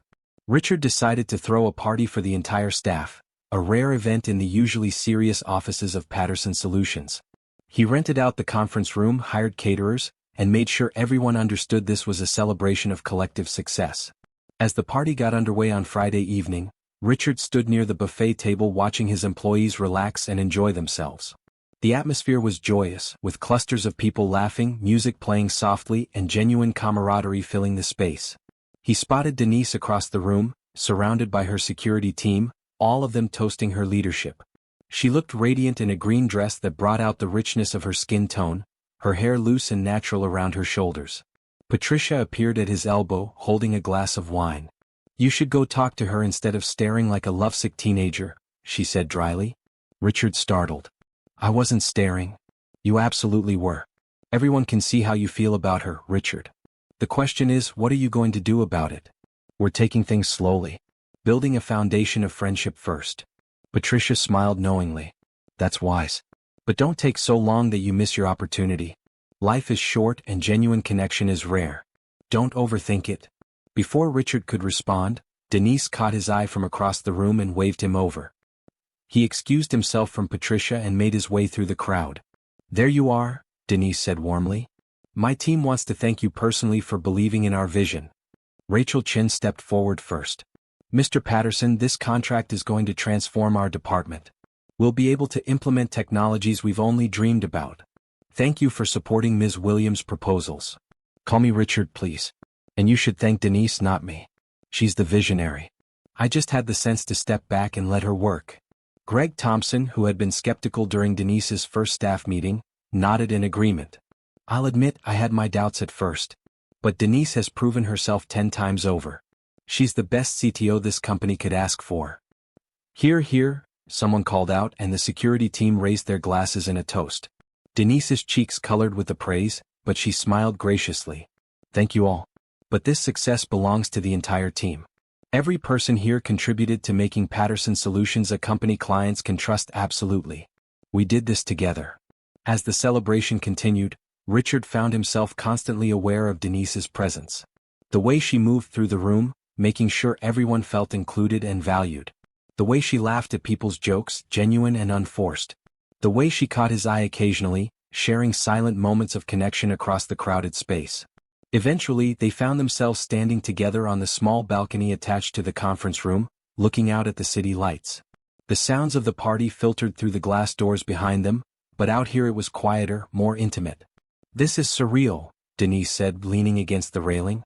"2 months ago I was cleaning these offices. Now I'm running the security department and celebrating the biggest contract in company history. Sometimes I still can't believe it's real." "It's real. You've earned every bit of this, Denise." "I know. But earning it and believing I deserve it are sometimes two different things. There's still a part of me that feels like the imposter, waiting for someone to realize I don't belong here." Richard moved closer, his shoulder nearly touching hers. "You belong here more than anyone. You saved this company. You transformed it. You've built a team that respects and follows you. What more proof do you need?" Denise turned to look at him, her expression vulnerable. "I guess I need to stop waiting for the other shoe to drop. To accept that good things can happen and last." "Good things can happen and last," Richard said softly. "I'm proof of that. Meeting you, working with you, getting to know you, these are the best things that have happened to me in years. And they're lasting. They're real. Whatever we're building together, it has a foundation strong enough to support whatever comes next." "What do you think comes next?" Denise asked, her voice barely above a whisper. Richard considered the question carefully. "I think we keep doing what we're doing. Working together, supporting each other, being honest about our feelings. And maybe, when the time feels right, we stop pretending this is just friendship and acknowledge it for what it's becoming. Which is something precious, something worth protecting and nurturing. Something that could be love if we let it grow." Denise drew in a sharp breath, her eyes searching his face. "You really mean that?" "I do. I'm falling for you, Denise. Not because you saved my company, though I'm grateful for that. Not because you're brilliant, though you are. But because of who you are, kind, strong, humble, determined. Because you make me laugh. Because you challenge me to be better. Because when I'm with you, everything feels right in a way it never has before." Tears glimmered in Denise's eyes, but she was smiling. "I'm falling for you too. I've been trying to be practical and cautious. But it's not working. Every day I find another reason to care about you. The way you treat your employees with respect. The way you listen when people talk. The way you made Amber feel welcome without hesitation. The way you look at me like I'm someone special. You are special. Extraordinary, actually." They stood there on the balcony, the city spreading out below them, the party continuing behind them. It felt like a moment suspended in time, full of possibility and promise. Richard wanted to kiss her, wanted to pull her close and express physically what words could only approximate. But they were at a work event, surrounded by colleagues, and both of them valued discretion. Instead, he took her hand gently, lacing his fingers through hers. "I don't want to rush you. But I also don't want to waste time pretending I don't feel this way. So here's what I'm thinking. Let's be honest that this is more than friendship now. We don't have to announce it to the world or change how we behave at work. But between us, privately, let's acknowledge that we're exploring something romantic. We're dating, slowly and carefully, but dating nonetheless. What do you think?" Denise squeezed his hand, her smile widening. "I think that sounds perfect. I think I've been waiting to hear you say that. And I think yes, absolutely yes, let's do this. Slowly, carefully, but together." Richard felt joy burst through his chest. Yeah. They stood there holding hands, grinning at each other like teenagers, until the sound of someone clearing their throat made them both turn. Patricia stood in the doorway, her expression amused. "Sorry to interrupt, but people are asking for both of you. Something about speeches and toasts." "Of course," Richard said, reluctantly releasing Denise's hand. "We'll be right there." Patricia gave them a knowing smile and disappeared back inside. Denise straightened her dress, composing herself. "Ready to face the crowd?" Richard asked. "With you?" "Always." They returned to the party together, and Richard made a brief speech thanking everyone for their hard work and dedication. Then Denise spoke, her words gracious and inspiring, talking about teamwork and shared vision. As Richard watched her command the room with natural authority, he felt certain he was witnessing someone destined for greatness. And he felt privileged to be part of her journey. The party wound down around 10, with employees gradually heading home. Richard and Denise stayed to help clean up, working side by side to restore order to the conference room. When the last person left and they were finally alone, Denise turned to Richard with a mischievous smile. "So, we're officially dating now?" "Officially. As official as two very private people can be." "Good. Because I really want to do this." She stepped closer and kissed him, soft and brief but full of meaning. When she pulled back, she looked simultaneously nervous and delighted. "Was that okay?" Richard's heart was racing. "That was more than okay. That was perfect. Can we do it again?" Denise laughed and obliged, this time lingering a bit longer. The kiss was tender and sweet, a promise of more to come. When they finally separated, both of them were smiling widely. "We should probably go home before we get carried away," Denise said, though she made no move to step back. "Probably," Richard agreed, equally reluctant to end the moment. "But first, can I take you on an actual date? Dinner tomorrow night, just the two of us? Somewhere nice where we can talk and enjoy each other's company without work getting in the way." "I'd love that. Pick me up at 7? 7 it is." They left the building together and Richard walked Denise to her car. They kissed again before she got in, longer this time, both of them savoring the newness and excitement. When Denise finally drove away, Richard stood in the parking garage feeling like the luckiest man alive. The next evening, Richard arrived at Denise's apartment building precisely at 7, holding a bouquet of sunflowers. He had called Amber for advice, and she had told him Denise loved sunflowers because they reminded her of their mother's garden. The small details showed how much he cared, how much attention he paid. Denise answered the door looking stunning in a burgundy dress that hugged her curves, her hair styled in elegant curls. Her eyes lit up when she saw the flowers. "Sunflowers? Richard, these are perfect. How did you know?" "A little bird told me." "Are you ready?" "Almost. Come in for a minute. I want you to meet someone." Richard stepped into the modest apartment, neat and cheerful with mismatched furniture that somehow worked together. In the living room, Amber sat on the couch doing homework, and when she saw Richard, she jumped up with a grin. "Richard, you're really doing the proper date thing. I'm impressed." "Your sister deserves proper dates," Richard replied. "Actually, she deserves everything good in the world." "Okay, you're definitely passing the test," Amber said. "Denise, keep him. I mean it." Denise laughed, putting the flowers in water. "We've been through this. You can't just command me to keep people like they're stray puppies." "Why not? It worked with your last rescue, Whiskers." "That's different. Whiskers is a cat." Richard watched them banter, delighted by their dynamic. This was family, real and unfiltered, and he felt honored to be welcomed into it even in this small way. "Okay, we're heading out," Denise announced, grabbing her purse. "Don't wait up." "Oh, I'm absolutely waiting up," Amber called as they left. "I want details." In the hallway, Denise shook her head fondly. "She's impossible. She's wonderful. Your whole relationship with her is wonderful. It's clear how much you love each other. She's my whole world. Everything I do is for her, to make sure she has opportunities one had to fight for. Seeing her thrive at school, pursuing her dreams, it makes every sacrifice worth it." Richard took her hand as they walked to his car. "You're an amazing sister and an amazing person. I hope you know that." "I'm starting to," Denise said softly. "You help me believe it." Dinner was perfect. Richard had chosen a cozy Italian restaurant with intimate lighting and excellent food. They talked for hours, conversation flowing easily from topic to topic. Richard shared stories about building his company, the failures and triumphs, the lessons learned. Denise talked about her time at MIT, the challenge of being one of few women of color in her program, the satisfaction of proving she belonged. "Did you ever doubt yourself?" Richard asked over dessert. "Every day," Denise admitted. "There were times I wanted to quit, to go back home and take an easier path. But then I'd think about my parents, about the dreams they had for me, and I'd find the strength to keep going. Proving them right, making them proud even though they're gone, that's been my driving force. They would be incredibly proud. Anyone can see that." "I hope so. I like to think they're watching somehow, seeing that their daughters turned out okay despite everything." Richard reached across the table and took her hand. "More than okay. Exceptional." They lingered over coffee, neither wanting the evening to end. Eventually, though, the restaurant began closing and they had to leave. Richard drove Denise home, parking outside her building but making no move to rush her out of the car. "I had a wonderful time," Denise said. "Thank you for this. For treating us like something special." "It is special. You're special. I want to do this right, Denise. Take our time, build something real, make sure we have a foundation strong enough to last." "That's what I want too." She leaned across the console and kissed him, slow and sweet. "Same time next week?"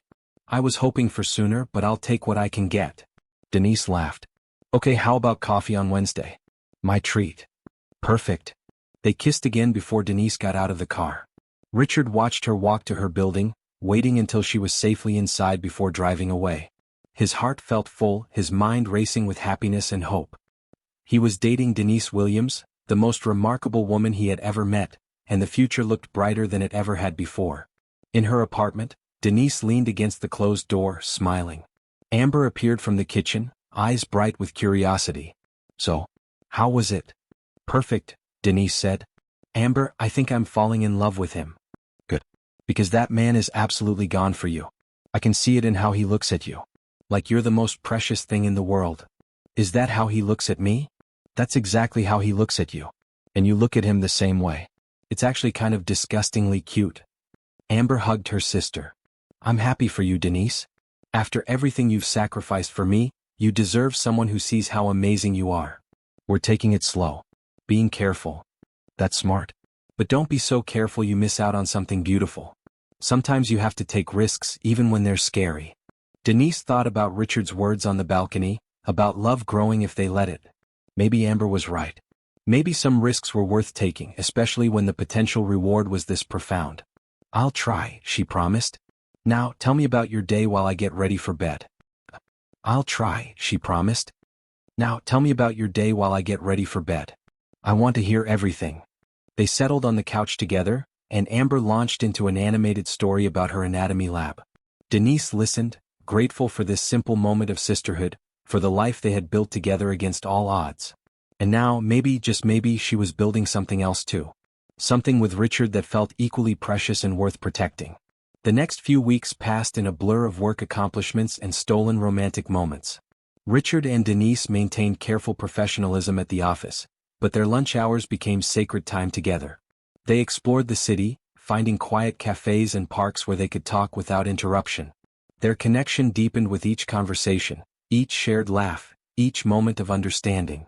One Thursday afternoon, Richard was in his office reviewing quarterly reports when Patricia buzzed him. "Richard, there's a Mr. Henderson from Tech Innovations online too. He says it's urgent." Richard picked up, recognizing the name of one of their competitors' CEOs. "This is Richard Patterson." "Mr. Patterson, James Henderson here. I'll get straight to the point. We've been watching your company's transformation with great interest, particularly the work of your new CTO. I'd like to make you an offer." Richard's guard went up immediately. "What kind of offer?" "We want to acquire Patterson Solutions. We're prepared to pay $350 million, well above market value. You'd stay on as a consultant, and your staff would be absorbed into our organization with generous packages. It's a win for everyone. Everyone except our clients who trust our independence," Richard said coolly. "We're not interested in selling. Before you dismiss this out of hand, there's another option. If you're not willing to sell the whole company, we'd like to make an offer specifically for Ms. Williams. We're prepared to offer her a position as our Chief Innovation Officer with a salary of $500,000 annually, full benefits and equity. We believe her talents are wasted in a mid-size firm. She deserves to be at a major player like Tech Innovations." Richard felt anger surge through him. "Let me be very clear, Mr. Henderson. Denise Williams is not for sale. She's a partner in building this company, not a commodity to be traded. And Patterson Solutions is not interested in your acquisition offer now or ever. Is there anything else?" "You're making a mistake, Patterson. We could make both of you very wealthy. We're already building something valuable. It's called integrity. Goodbye, Mr. Henderson." Richard hung up, his hands shaking with anger. The audacity of trying to poach Denise, of treating her like a piece of property that could be bought. He needed to tell her about this immediately, to make sure she knew about the offer and could make her own choice, even though the thought of her leaving made his chest ache. He found her in the Security Operations Center, reviewing system logs with Rachel. When she saw his expression, she immediately excused herself and followed him to a private conference room. "What's wrong?" she asked, concern evident on her face. Richard explained the call, watching her expressions shift from surprise to annoyance to thoughtfulness. When he finished, she was quiet for a long moment. $500,000 is a lot of money," she said finally. "That would change everything for me and Amber." Richard's heart sank even though he tried to keep his face neutral. "It would. And if that's what you want, I won't stand in your way. Your career, your choices, they're yours to make. I would never try to hold you back from opportunities." Denise looked at him steadily. "Is that what you think? That I'd leave for a bigger paycheck? I don't know. I hope not, but I'd understand if you did. It's a significant opportunity." "Richard." She moved closer, taking both his hands. "I'm not interested in their offer. Not even a little bit. Do you know why?"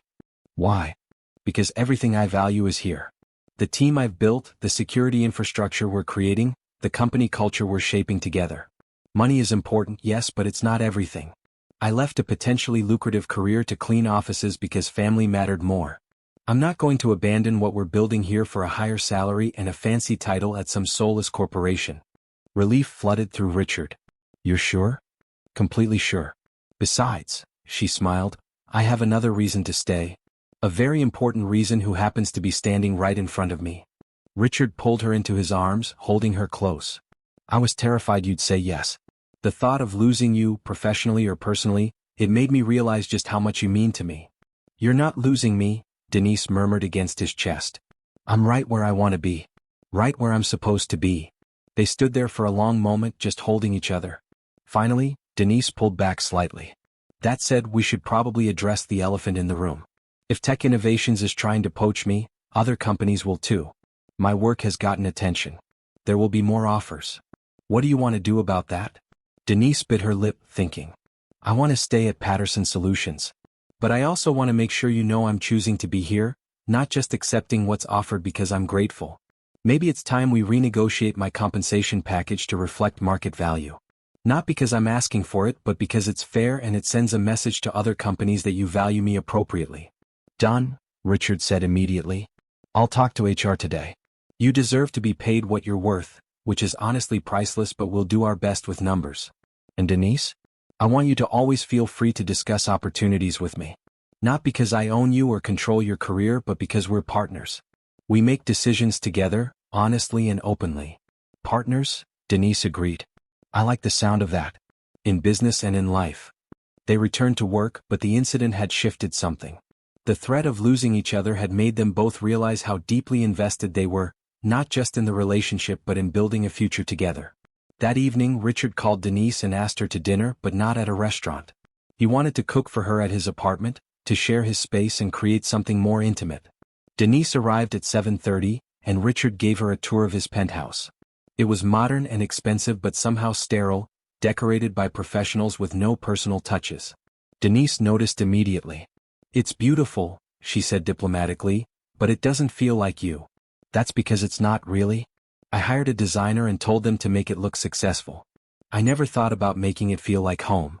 What would home feel like? Richard considered. Warmer. More personal. Books everywhere. Pictures of people I care about. Proof that life happens here, not just work.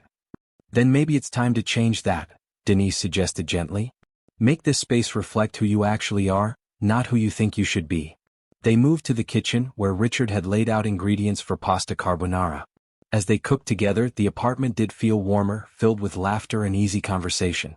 Denise told him about Amber's latest misadventure in organic chemistry lab. Richard shared stories about his early days living in a studio apartment while building the company. I was so lonely then, he admitted, stirring the pasta. Successful by external measures but completely isolated. I told myself it was necessary, that I had to sacrifice relationships for achievement. Now I realize I was just scared. It's easier to hide behind work than risk being vulnerable with people. And now? Denise asked, chopping basil. Now I'm still scared, but I'm choosing vulnerability anyway. Because what we're building, this connection between us, it's worth the risk. You're worth the risk. Denise set down her knife and moved to stand beside him. I'm scared too. Terrified, actually. I haven't dated seriously since college. I've been so focused on Amber and survival that I forgot how to let someone in. But with you, it feels natural. It feels right. They ate dinner on the balcony overlooking the city, talking until the stars came out. When the temperature dropped, they moved inside to the couch, continuing their conversation. At some point, Denise leaned her head on Richard's shoulder, and he wrapped his arm around her. It felt perfectly natural, like they had done this 1,000 times before. Can I ask you something? Denise said quietly. Anything. Where do you see this going? Are we just enjoying the moment, or are you thinking long-term? Richard took a breath, knowing this was important. I'm thinking long-term. I know it's relatively early, but I can't imagine my future without you in it. Not just as my CTO, but as my partner in every sense. I'm falling in love with you, Denise. Actually, I think I'm already there. I just didn't want to say it too soon and scare you away. Denise lifted her head to look at him, tears shimmering in her eyes. You're not scaring me away. I love you too. I think I started falling the night you were sitting on your office floor and you said yes when I offered to help. That moment of trust, of vulnerability, it opened something in me. And every day since then I've fallen deeper. You love me? Richard whispered, hardly daring to believe it. I love you. Completely. Terrifyingly. Wonderfully. Richard cupped her face gently and kissed her, pouring every ounce of feeling into the gesture. This wasn't the tentative kissing of early dating. This was passion mixed with tenderness, promise mixed with present joy. When they finally broke apart, both of them were breathless. Stay tonight, Richard said. Not for anything physical, just stay. Let me fall asleep holding you and wake up knowing you're here. Let me prove this is real. Denise smiled, touching his face tenderly. Okay. Yes. I'll stay. They got ready for bed, Richard lending Denise a t-shirt to sleep in. When they finally settled under the covers, Denise curled into Richard's embrace with perfect trust. They talked quietly in the darkness, sharing dreams and fears, making plans and promises. Eventually, their words faded into comfortable silence, and they drifted off to sleep wrapped in each other's arms. It was the best sleep Richard had gotten in years. He woke early, watching the sunrise paint colors across the sky, feeling Denise's steady breathing against his chest. This was what he had been missing all those lonely years. Not just another person, but this specific person. This remarkable woman who had seen past his wealth to the man underneath. Who had offered help when he needed it most. Who had chosen him day after day, despite having every reason to protect her heart. Denise stirred, opening her eyes and smiling when she saw him watching her. Good morning. Good morning.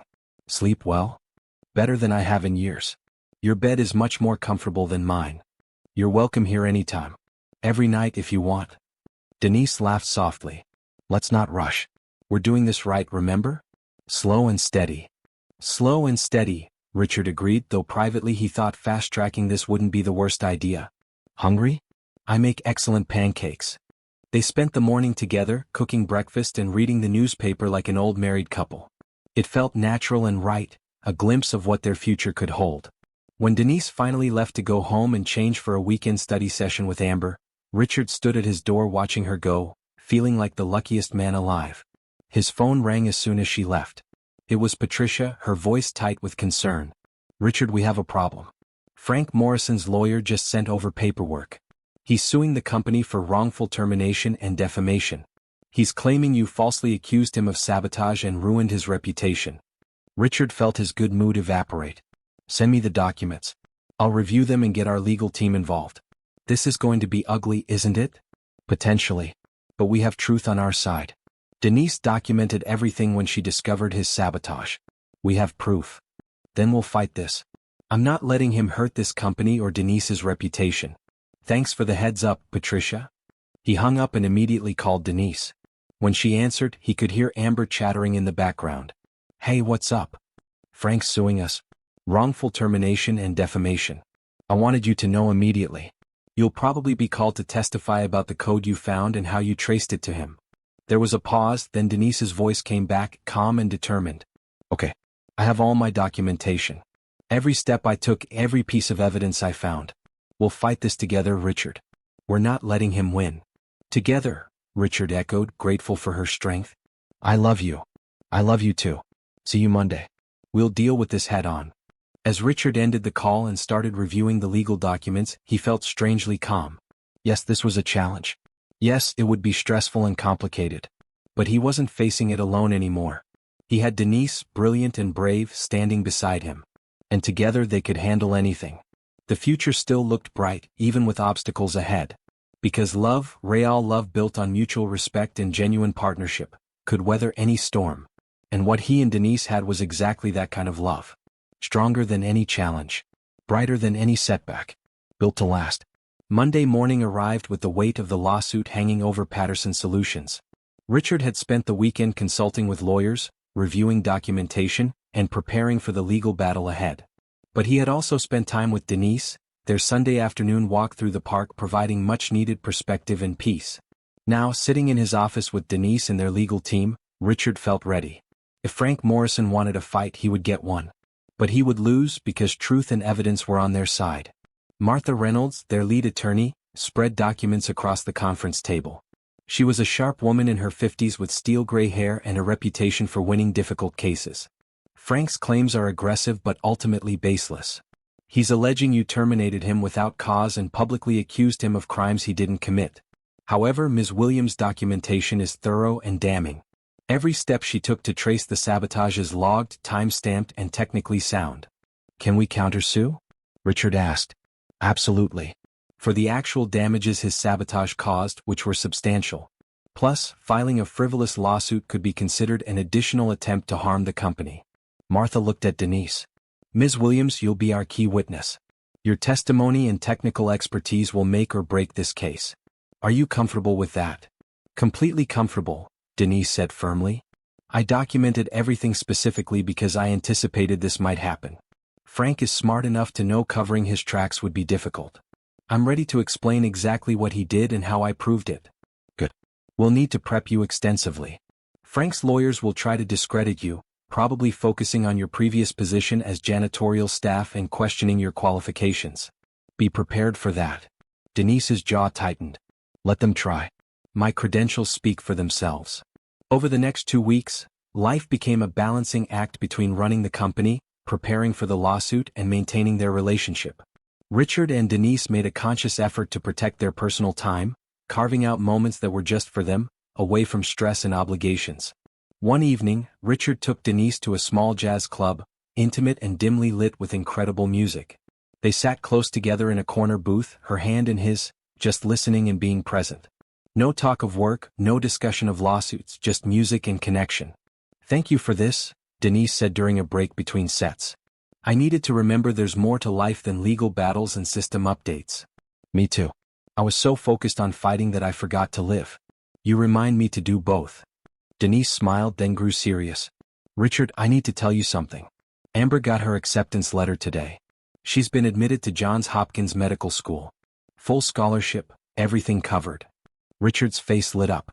That's incredible. She must be over the moon. She is. She cried for an hour straight.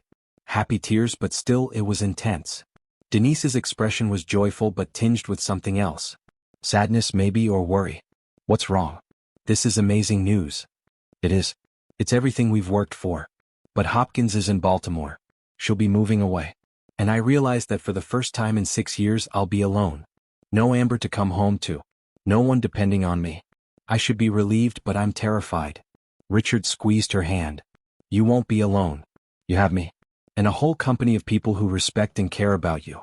Your life is expanding, Denise, not emptying. I know. Logically, I know that. But Amber has been my purpose for so long. Taking care of her, making sure she succeeds, that's been my driving force. What do I do when that's not my primary focus anymore? You live for yourself. You pursue your own dreams. You build a life that's about more than sacrifice and survival. Richard cupped her face gently. And maybe, if you're open to it, you build that life with someone who loves you. With me. Denise's eyes filled with tears. You want to build a life with me? I want to build everything with you. A home, a future, a partnership that goes beyond work. I know it's fast. I know we've only been together a few months. But when you know, you know. And I know I want to spend my life making you as happy as you make me. Richard, Denise whispered, are you saying what I think you're saying? Not yet. Not officially. Ask me again in 6 months when the lawsuit is settled and Amber is settled at Hopkins. But yes, I'm thinking about forever. About marriage and building a real home together. About supporting your career while you support mine. About being partners in every sense. Is that what you want too? Yes, Denise said without hesitation. Yes, that's exactly what I want. A future with you. Everything with you. They kissed there in the jazz club, sealing a promise that felt as binding as any legal contract. Around them, music swelled and life continued, but in their small corner of the world, everything had just shifted into perfect alignment. The lawsuit proceedings began in earnest the following month.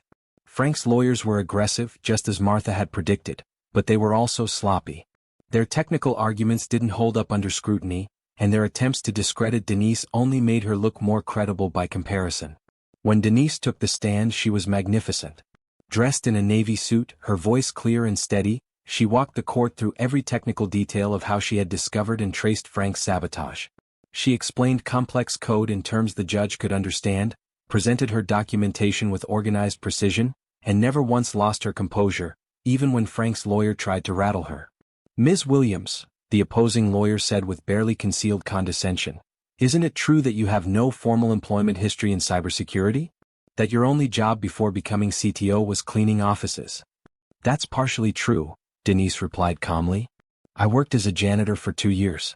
Before that, I worked as a freelance security consultant while completing my master's degree at MIT.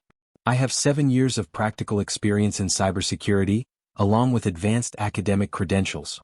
The janitorial position was necessary to provide steady income and benefits for my family, but it didn't diminish my technical expertise, which I maintained through consistent freelance work and ongoing education.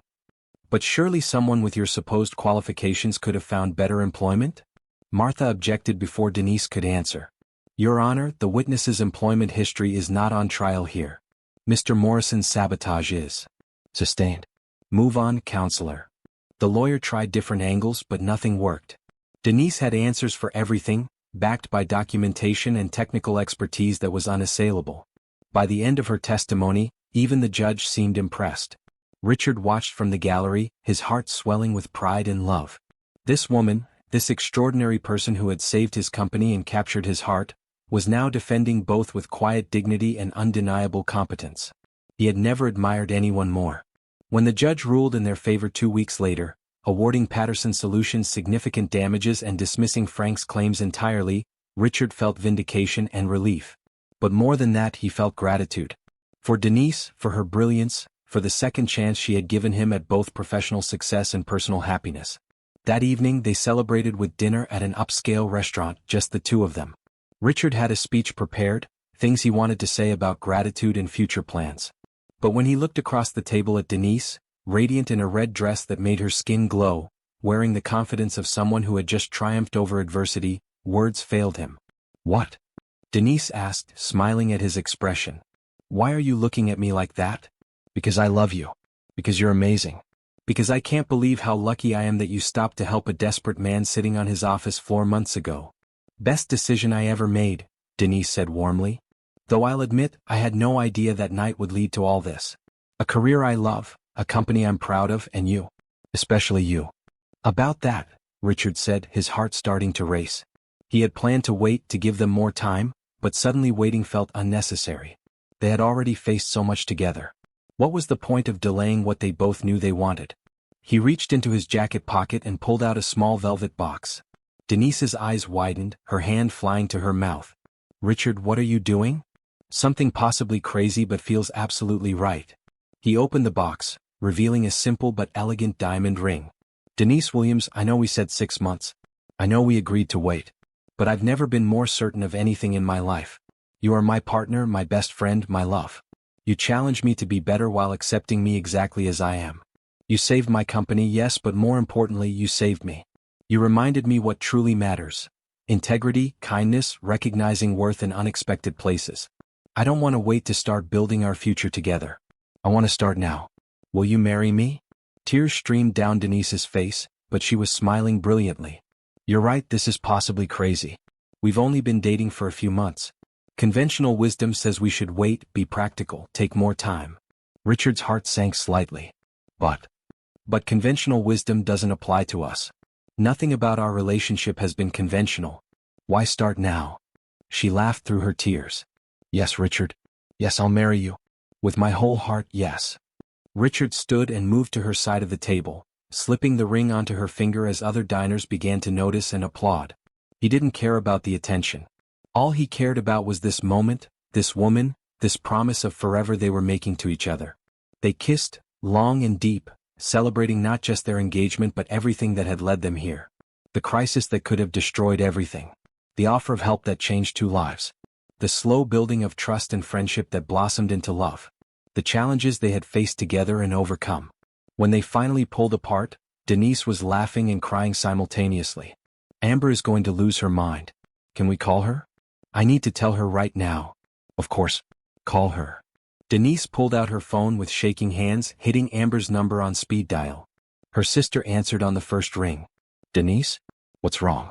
You never call this late unless something's wrong. Nothing's wrong. Everything's right. Amber, Richard just proposed. We're getting married. The shriek that came through the phone was so loud that nearby diners looked over in alarm. Denise and Richard both laughed as Amber's excited voice became incomprehensible, just happy sounds and what might have been words if she could calm down enough to form them. "Amber, breathe," Denise said, still laughing. "Are you okay? Okay? Okay? My sister is marrying a wonderful man who treats her like a queen. I'm better than okay, I'm ecstatic. When? Where? Can I help plan? Oh my gosh, I'm going to be a bridesmaid, right? Or maid of honor. Whatever, I don't care, I just want to be involved in everything. We literally got engaged 5 minutes ago. We haven't planned anything yet. Well, start planning. I want details. I want dates. I want to know everything." Amber paused, then her voice softened. "I'm so happy for you, Denise. You deserve this. You deserve someone who sees how special you are. Mom and Dad would be so proud." Denise wiped fresh tears from her cheeks. "I wish they were here to see this." "They are," Amber said gently. "I'm sure of it. They're watching and cheering and probably crying happy tears just like I am. Congratulations, sis. And Richard, if you're listening, welcome to the family. I hope you're ready for a lifetime of Williams women keeping you on your toes." "I can't wait," Richard said, loud enough for Amber to hear. They talked for a few more minutes before ending the call with promises to have dinner soon to celebrate properly. When Denise finally set down her phone, she looked at Richard with so much love in her eyes it took his breath away. "Are we really doing this?" she asked. "Getting married, building a life together, all of it? We're really doing this? Every part of it? And Denise? I promise to spend every day proving you made the right choice, saying yes." "I have no doubts," she said, taking his hand and admiring the ring on her finger. "This is the rightest thing I've ever done. After saying yes to helping you that night, agreeing to marry you is the easiest decision I've ever made." They finished dinner in a haze of joy, making tentative plans and talking about the future. Richard suggested a small wedding, intimate and meaningful rather than flashy. Denise agreed immediately, saying she wanted to celebrate with people who truly mattered, not impress strangers with unnecessary extravagance. "What about a timeline?" Richard asked. "Do you want a long engagement or should we do this relatively soon? What do you want?" "Honestly, I'd marry you tomorrow if we could. But I also want to do this right, give you the wedding you deserve." Denise thought for a moment. "What if we aim for 6 months? That gives us time to plan something beautiful but doesn't drag it out unnecessarily. Amber will still be here before she leaves for Baltimore. We can have the wedding we want without years of waiting. 6 months sounds perfect."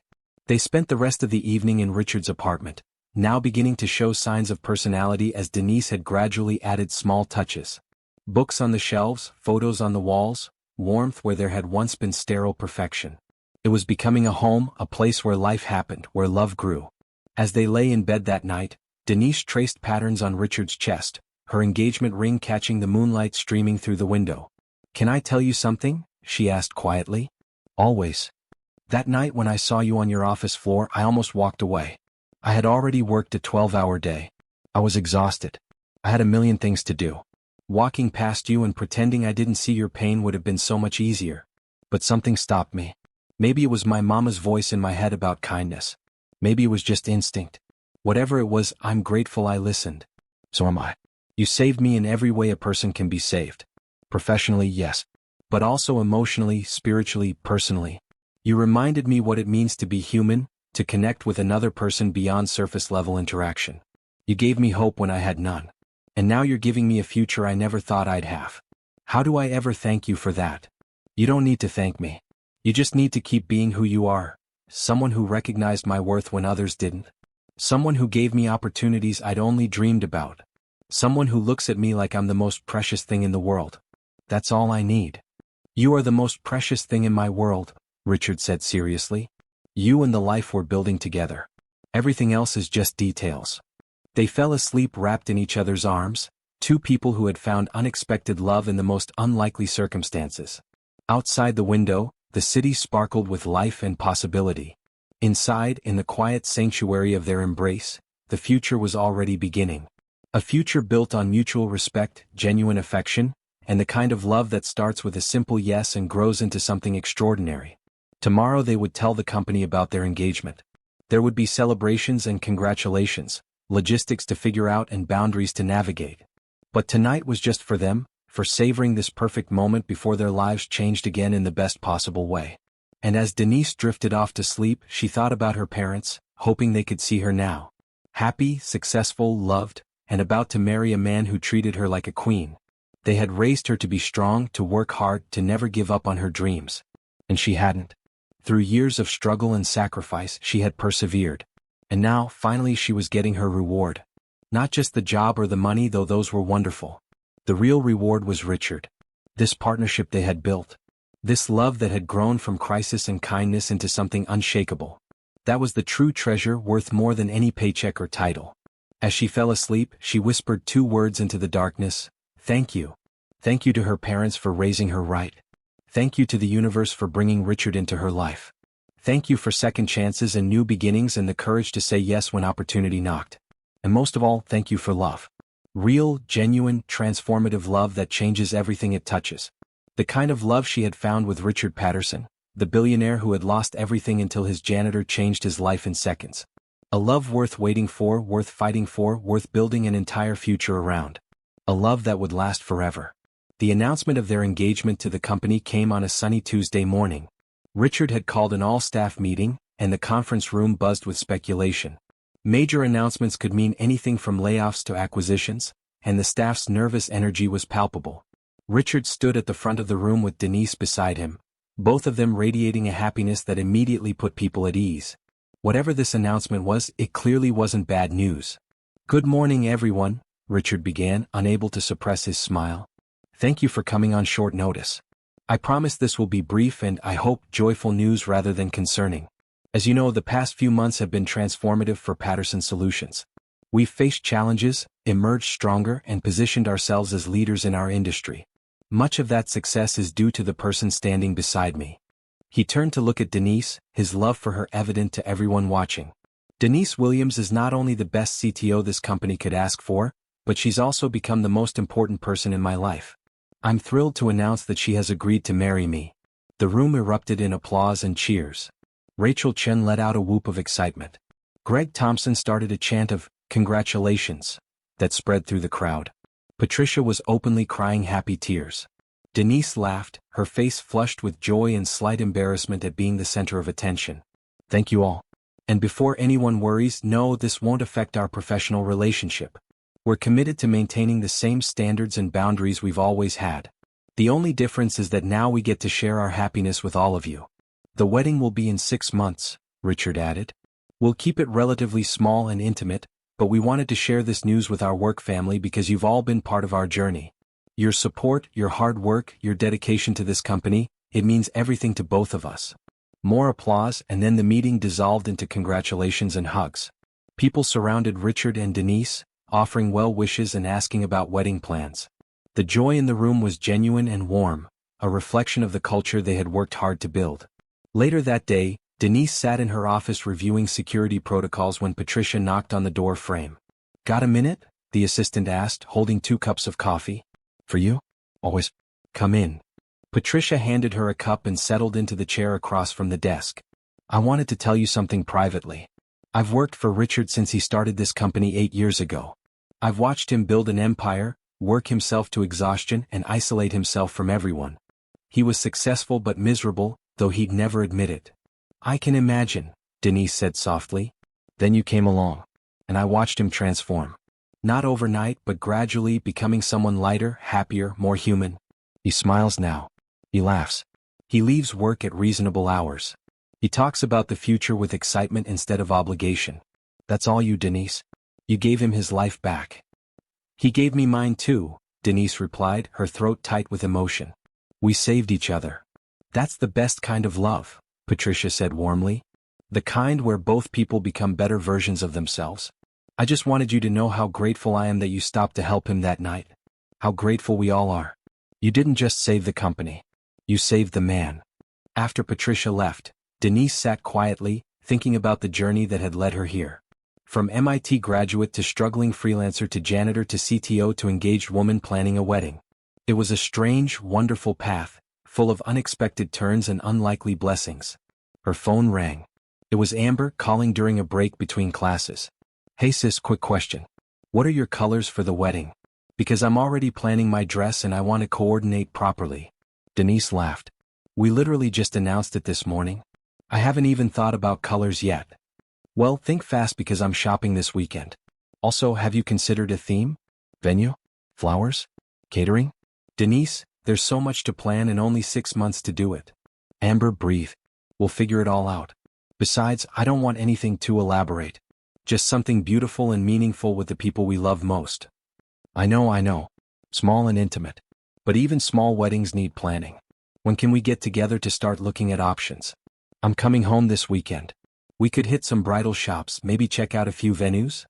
Denise felt a wave of affection for her sister, so excited and involved. Saturday afternoon? I'll see if Richard's free too. Perfect. Oh, and Denise? I'm really proud of you. Not just for the wedding but for everything. You've worked so hard and sacrificed so much. You deserve this happiness. You deserve someone who cherishes you the way Richard does. Thank you, baby girl. That means everything to me. Saturday arrived with perfect spring weather. Richard, Denise, and Amber spent the afternoon visiting potential venues around the city. They looked at fancy hotels, historic mansions, and trendy event spaces, but nothing felt quite right. Everything was either too formal, too impersonal, or too expensive for what they wanted. This is frustrating, Amber said as they left their 5th venue of the day. Everything is either boring or over the top. Don't you have anywhere in mind that feels special to you both? Richard and Denise looked at each other, the same thought occurring to both of them simultaneously. The office rooftop, Denise said. The office rooftop, Richard echoed. Amber looked between them, confused. The Patterson Solutions building? For your wedding? Think about it, Richard explained, his excitement growing. That's where our story really began. That's where we worked side by side for weeks. That's where I first told Denise I was falling in love with her. That rooftop represents everything we've built together, professionally and personally. Plus, Denise added, it has an incredible view of the city. We could set up on the rooftop garden area, keep it simple and elegant, have the ceremony at sunset with the skyline in the background. It would be intimate, meaningful, and uniquely ours. Amber considered, then broke into a grin. You know what? That's actually perfect. It's unconventional, but that fits you both. And it has real meaning beyond just being a pretty space. I love it. So do I, Richard said, taking Denise's hand. What do you think? Do we get married where our love story started? I think it's perfect, Denise agreed. Let's do it. They spent the rest of the afternoon making plans, energized by having found the right location. Richard suggested hiring a wedding planner to handle logistics while they focused on the meaningful details. Denise agreed, grateful for help managing all the moving pieces. Over the next few months, preparations moved forward smoothly. Denise found a simple but stunning white dress that made her feel beautiful without being fussy. Richard chose a sharp gray suit that Amber approved enthusiastically. They kept the guest list small, just 50 people. Close friends, key colleagues, and of course Amber's maid of honor. The work at Patterson Solutions continued to flourish.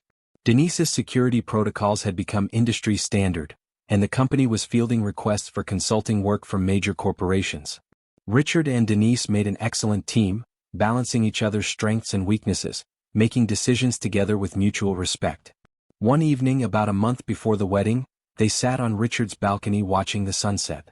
Denise was reviewing vendor contracts while Richard read a book, both of them comfortable in companionable silence. It was these quiet moments Denise treasured most, the everyday intimacy that came from building a life with someone.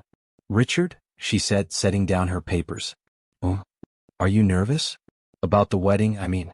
About forever. Richard looked at her, his expression serious and tender. Not even a little bit. I've never been more certain of anything. You're it for me, Denise. My person, my partner, my forever. The only thing that makes me nervous is the thought of something preventing this wedding from happening. Nothing will prevent it, Denise promised. I'm all in. Completely, totally, irreversibly in love with you and committed to building this life together. Good. Because I have something for you. Richard pulled a small wrapped package from his pocket. Early wedding present. Open it. Denise unwrapped the gift to find a leather-bound journal, expensive and beautiful. When she opened it, she saw Richard had written on the first page. For Denise, to record our adventures, dreams, and everyday miracles. May our story continue to be filled with unexpected joy. All my love, Richard. Tears welled in Denise's eyes. This is beautiful. Thank you. I thought we could take turns writing in it, documenting our journey together, the milestones and the small moments that matter.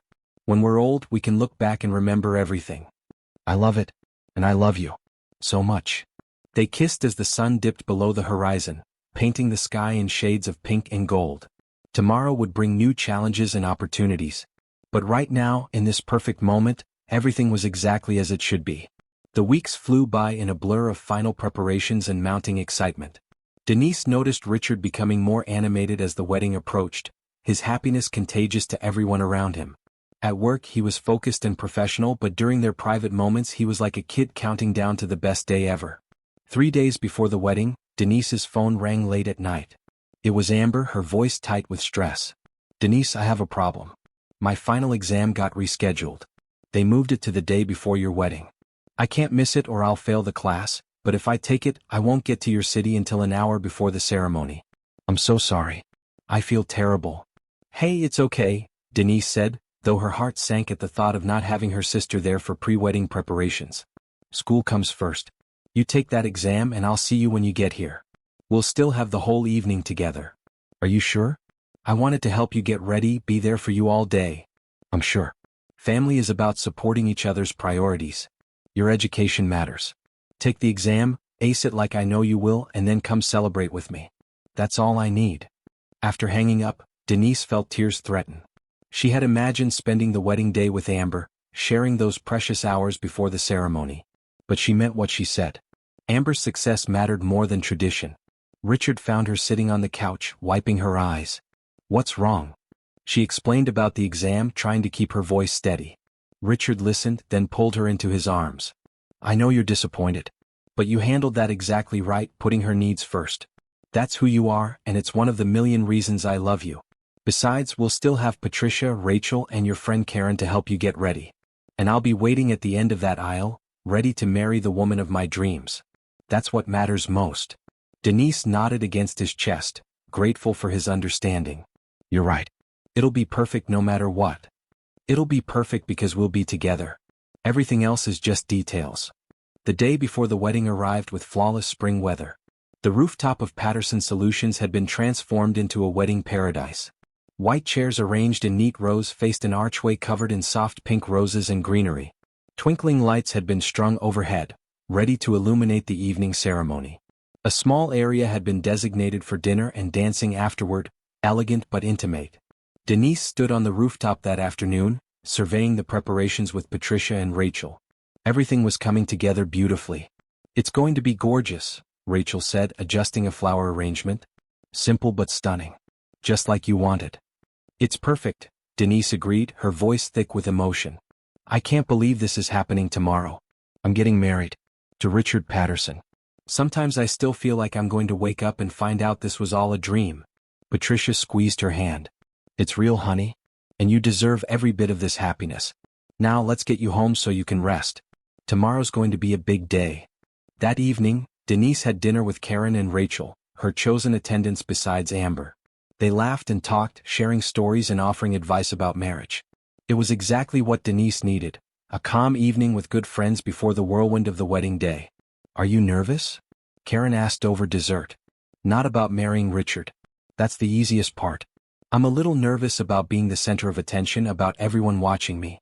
But mostly I'm just excited. Ready to start this new chapter." "He's a good man," Rachel said. "I've seen how he looks at you, how he respects your expertise and values your input. You two are partners in the truest sense. That's rare and special." The next morning dawned clear and warm, perfect weather for an outdoor ceremony.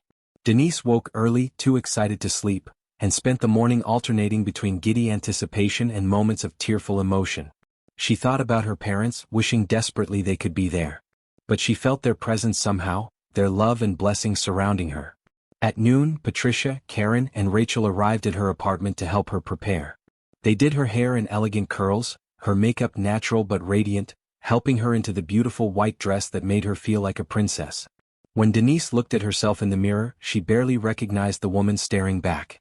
She looked happy, confident, beautiful, ready. Her phone buzzed with a text from Amber. "Just finished the exam. Heading to the airport now. I'll be there in time, I promise. Love you so much. Mom and Dad would be so proud. See you soon." Denise felt relief flood through her. Amber would make it. Her sister would be there after all. At 5:30, they arrived at the Patterson Solutions building. The venue looked even more magical than the day before, with the golden afternoon light casting everything in a warm glow. Guests were beginning to arrive, finding their seats and chatting quietly. In a private office converted to a bridal room, Denise waited with her attendants. She was calm now, all nervousness replaced by certainty. This was right. This was exactly where she was supposed to be. A knock on the door made her turn. Amber burst in, still wearing her travel clothes but carrying her bridesmaid dress. I made it. The exam ran long and my flight was delayed, but I'm here. Give me 10 minutes to change and I'll be ready. Denise hugged her sister tightly. You made it? Thank you for getting here. How was the exam? Aced it, obviously, Amber said with a grin. But we can talk about that later. Right now we have a wedding to attend. Your wedding. I'm going to get you married. True to her word, Amber changed in record time, emerging in her soft pink dress looking beautiful and excited. She took Denise's hands, tears already starting. You look perfect. Absolutely perfect. Are you ready to do this? So ready. At 6 o'clock, as the sun began its descent toward the horizon, the music started. Patricia, Rachel, and Karen walked down the aisle first, followed by Amber. Then it was Denise's turn. She stepped onto the rooftop and saw Richard waiting at the end of the aisle. He wore his gray suit perfectly, but it was his expression that made her heart soar. Love, wonder, joy, all visible on his face as he watched her approach. She had never seen anyone look at her the way Richard looked at her in that moment, like she was the most precious thing in his world. Denise walked down the aisle alone, holding a simple bouquet of sunflowers. She had no one to give her away because she was giving herself, freely and joyfully, to the man she loved. With each step, she left behind the struggles and sacrifices of her past and walked toward a future bright with promise. When she reached Richard, he took her hands and she saw tears glimmering in his eyes. You're so beautiful, he whispered. I'm the luckiest man alive. We're both lucky, she whispered back. We found each other when we both needed saving. The ceremony was simple and heartfelt. They had written their own vows, promising to support each other's dreams, face challenges together, choose kindness and honesty always, and build a life filled with love and purpose. When Richard said, I, Richard, take you, Denise, to be my wife, my partner, my best friend. I promise to see you always, to value you completely, and to love you forever. Denise felt tears stream down her face. Her own vows were equally moving. I, Denise, take you, Richard, to be my husband, my equal, my love. I promise to challenge you, support you, laugh with you, and dream with you. I promise to say yes to adventure and yes to the quiet moments. Yes to everything we're building together. When the officiant pronounced them husband and wife, Richard pulled Denise close and kissed her deeply while their guests erupted in applause and cheers. The kiss was passionate but tender, a perfect expression of everything they felt. As they walked back down the aisle hand in hand, now married, the sun set behind them, painting the sky in brilliant colors. It was a moment of perfect beauty, a transition from one phase of life to another, marked by light and love and the support of people who cared about them. The reception that followed was joyful and relaxed. Good food, better company, and heartfelt toasts that had everyone laughing and crying. Amber's maid of honor speech was funny and touching, talking about watching her sister sacrifice everything for family and finally finding someone who gave back that same devotion. As Richard and Denise had their first dance, he pulled her close and whispered in her ear, "Thank you for saying yes. To helping me that night, to dating me, to marrying me. Thank you for choosing this life with me. Thank you for seeing me," Denise whispered back. "For recognizing my worth when I was invisible to everyone else. For giving me opportunities I'd only dreamed about. For loving me so completely." They danced surrounded by twinkling lights and the love of their closest friends and family, two people who had found each other in crisis and built something extraordinary from that unlikely beginning. And as they swayed together under the stars, both of them knew this was just the beginning. The best was yet to come. Adventures and challenges, joys and sorrows, everyday miracles and grand celebrations. All of it waiting to be lived together as partners in every sense of the word. The billionaire who had lost everything and the janitor who turned out to be extraordinary. Now husband and wife, ready to face whatever came next, secure in the knowledge that love, real love built on mutual respect and genuine connection, could overcome anything. Their story had started with a crisis and a choice to help. It continued with hard work and growing affection. And now it was entering its most beautiful chapter yet, forever together, building a life that honored both their pasts and celebrated their shared future. A future bright with hope, rich with love and full of endless possibility. Perfect in every way. 6 months after the wedding, Denise stood in the living room of the house she and Richard had just purchased together, surrounded by boxes and furniture waiting to be arranged. The space was larger than anywhere she had ever lived, with huge windows flooding the rooms with natural light and a backyard big enough for the garden she had always dreamed of planting. Richard came up behind her, wrapping his arms around her waist and resting his chin on her shoulder. "What are you thinking about, Mrs. Patterson?" Denise smiled at the name, still getting used to the sound of it. "I'm thinking about how different my life is now compared to a year ago. Last year at this time I was cleaning offices and worrying about making rent. Now I'm standing in our home, married to you, with a career I love and security I never thought possible. It's almost overwhelming." "Good overwhelming or bad overwhelming?" "Definitely good. Just a lot to process. Sometimes I feel like I need to pinch myself." Richard turned her around to face him. "You don't need to pinch yourself. This is real. This is your life now, our life. And it's only going to get better from here." "How could it possibly get better?" Richard smiled mysteriously. "I have some news.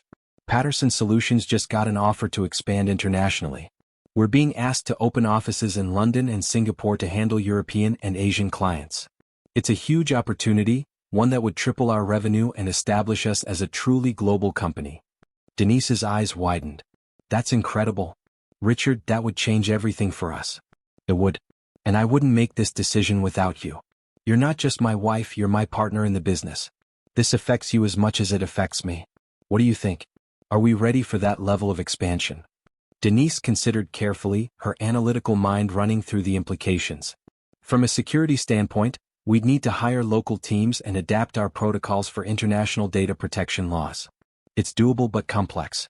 We'd probably need to travel frequently, at least initially, to set up operations and train staff." "And personally? How do you feel about the travel and time commitment?" "I think it's exciting. A chance to build something even bigger than what we've already created. As long as we do it together, I'm in." Richard kissed her forehead. "Together. Always together. That's how we do everything from now on." Over the next few months, they threw themselves into the international expansion. Denise traveled to London first, spending 2 weeks setting up security operations and hiring a local team. She discovered she loved the challenge of adapting systems for different regulatory environments, the intellectual puzzle of making complex technology work across borders and cultures. When she returned home, Richard left for Singapore to establish operations there. They hated being apart but video called every night, sharing details of their days and counting down until they could be together again. The separation made their reunions even sweeter, and they fell into each other's arms each time with renewed appreciation for what they had. Amber visited during her spring break, now thriving in her first year of medical school. She marveled at the house, the success, the obvious happiness of her sister and brother-in-law. "You two are disgustingly in love," she announced over dinner one evening, but she was grinning. "It's actually really sweet. Richard, you're good for her. She smiles all the time now." "She's good for me too," Richard said, reaching for Denise's hand across the table. "Best thing that ever happened to me." "Okay, but seriously, when are you having kids? Because I'm going to be an amazing aunt and I need nephews or nieces to spoil immediately." Denise laughed. "We've talked about it. Probably in a year or two, once the international offices are stable and we have more time to focus on family. But we definitely want children," Richard added. 2 or 3 hopefully. "We want to build a family together." Amber squealed with delight. "I can't wait. Your kids are going to be gorgeous and brilliant and have the best parents ever." Later that night, after Amber had gone to bed in one of the guest rooms, Richard and Denise sat in their backyard looking at the stars. The garden Denise had planted was starting to grow, small shoots of flowers and vegetables pushing up through the soil. "Do you miss it sometimes?" Richard asked quietly. "The simplicity of your old life before everything changed?" Denise thought about it honestly. "Sometimes I miss the clarity of purpose, knowing exactly what I needed to do each day. Life was simpler when it was just me and Amber figuring things out. But I don't miss the stress or the constant worry or feeling invisible. This life, our life, it's complicated sometimes but it's rich and full and meaningful. I wouldn't trade it for anything." "Even on the hard days?" "Especially on the hard days. Because on those days I have you to lean on. We face challenges together, which makes them manageable. That's what partnership means." Patterson Solutions continued to thrive under their joint leadership. The London office exceeded projections in its first quarter. The Singapore office was building an impressive client roster. Back home, the original team had grown to over 200 employees, all committed to the culture of respect and excellence Richard and Denise had cultivated. One afternoon, Richard called Denise into his office looking unusually serious. She sat down, concerned. "What's wrong?" "Nothing's wrong. Actually, something's very right. I've been thinking about the company's structure, about succession planning and long-term sustainability. And I realized that Patterson Solutions isn't just my company anymore. It's our company, built on your expertise as much as my initial vision. So I talked to our lawyers and had papers drawn up." He handed her a folder. Inside were documents transferring 45% of his company shares to her name, making them nearly equal partners in ownership as well as operation. "Richard, I can't accept this," Denise said even as tears filled her eyes. "This is too much." "It's not too much. It's exactly right. You saved this company. You transformed it. You've worked alongside me every day to build what we have now. You deserve to share in the ownership, not just the work. Besides, we're married. What's mine is yours anyway. This just makes it official from a business standpoint." "Are you sure?" "Completely sure. You're not just my CTO or my wife. You're my full partner in every sense. This is your company as much as it's mine. Actually, I'm thinking we should rename it. Patterson Solutions doesn't reflect that anymore. What do you think about Patterson Williams Innovations?" Denise stared at him, overwhelmed. "You want to put my name on the company?" "I want our names on the company. A true partnership, visible to everyone. What do you say?" "I say yes. Always yes when it comes to building our future together." The rebranding happened quickly, and Patterson Williams Innovations launched with a new logo and renewed energy. The press covered the story, fascinated by the tale of the janitor turned CTO who was now co-owner of a major tech firm. Interview requests poured in, but Richard and Denise were selective, only accepting opportunities to share their story in ways that highlighted the importance of recognizing overlooked talent and valuing diversity in tech. One evening, they did a joint interview with a major business magazine. The reporter asked the question everyone wanted to know. "Ms. Williams, what advice would you give to other women, particularly women of color, who are working in positions beneath their qualifications?" Denise thought carefully before answering.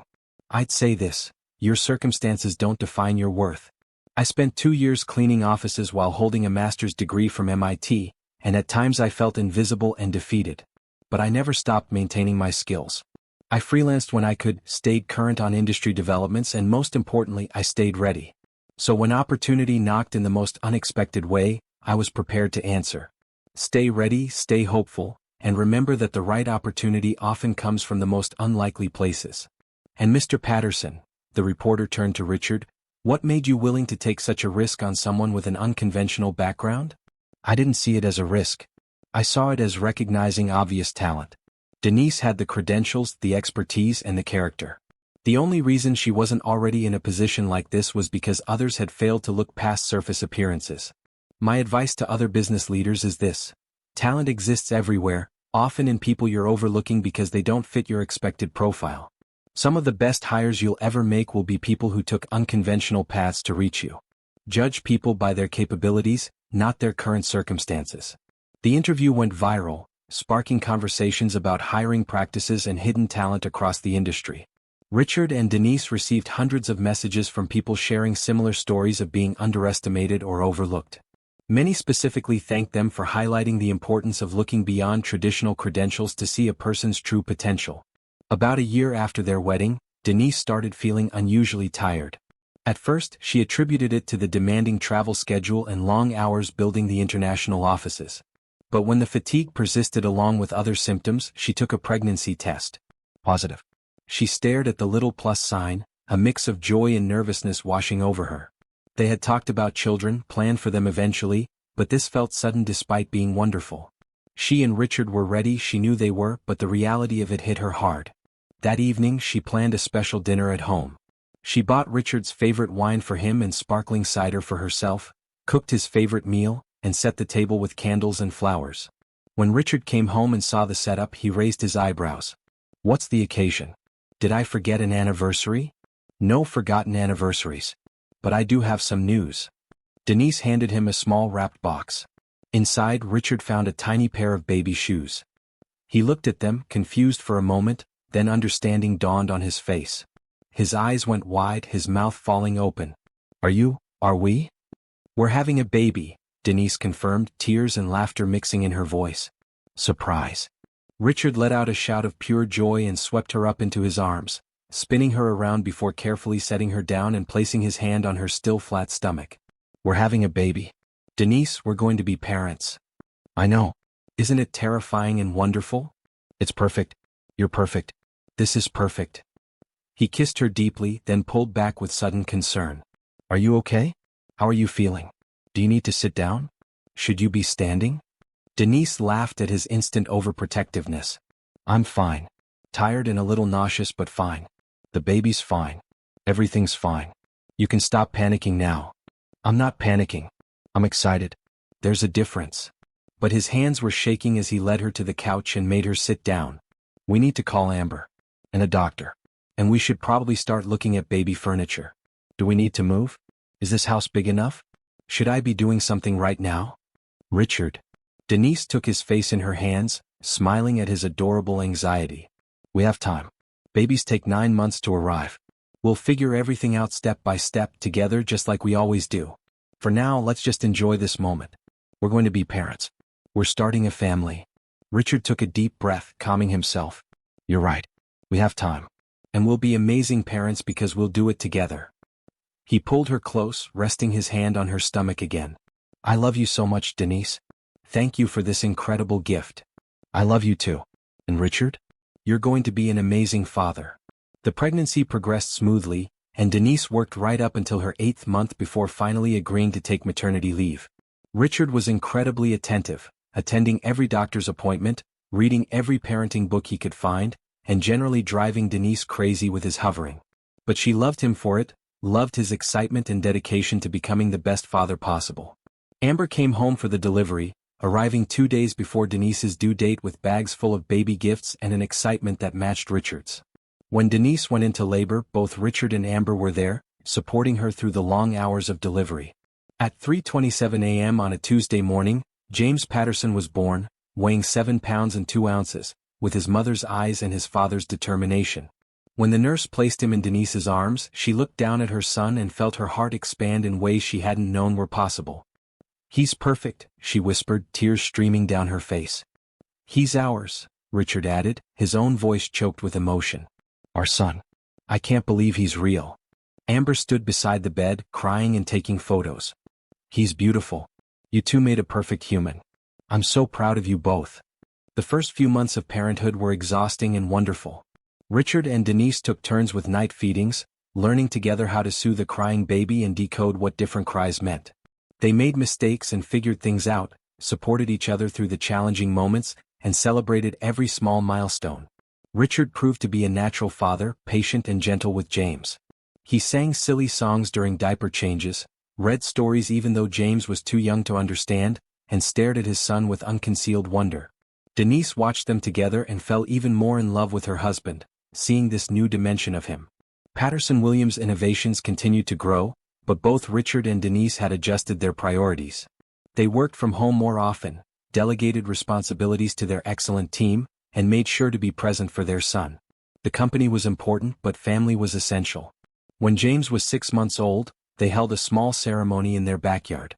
Friends and family gathered while Richard and Denise planted a tree in honor of Denise's parents.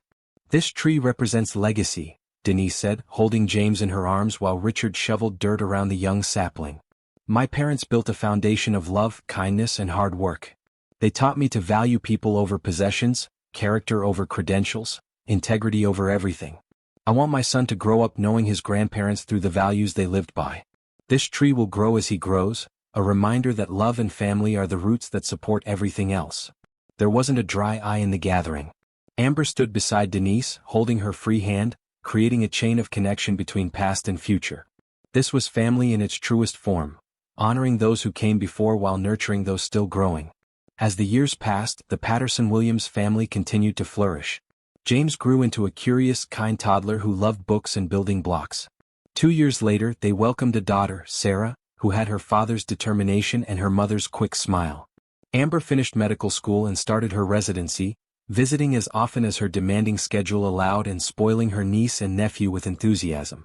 Patterson-Williams Innovations became one of the top cybersecurity firms globally, with offices on 4 continents and a reputation for both excellence and ethical business practices. Richard and Denise ran the company as true partners, their complementary skills and shared values creating a culture that attracted the best talent and inspired fierce loyalty. But their greatest success wasn't measured in revenue or recognition.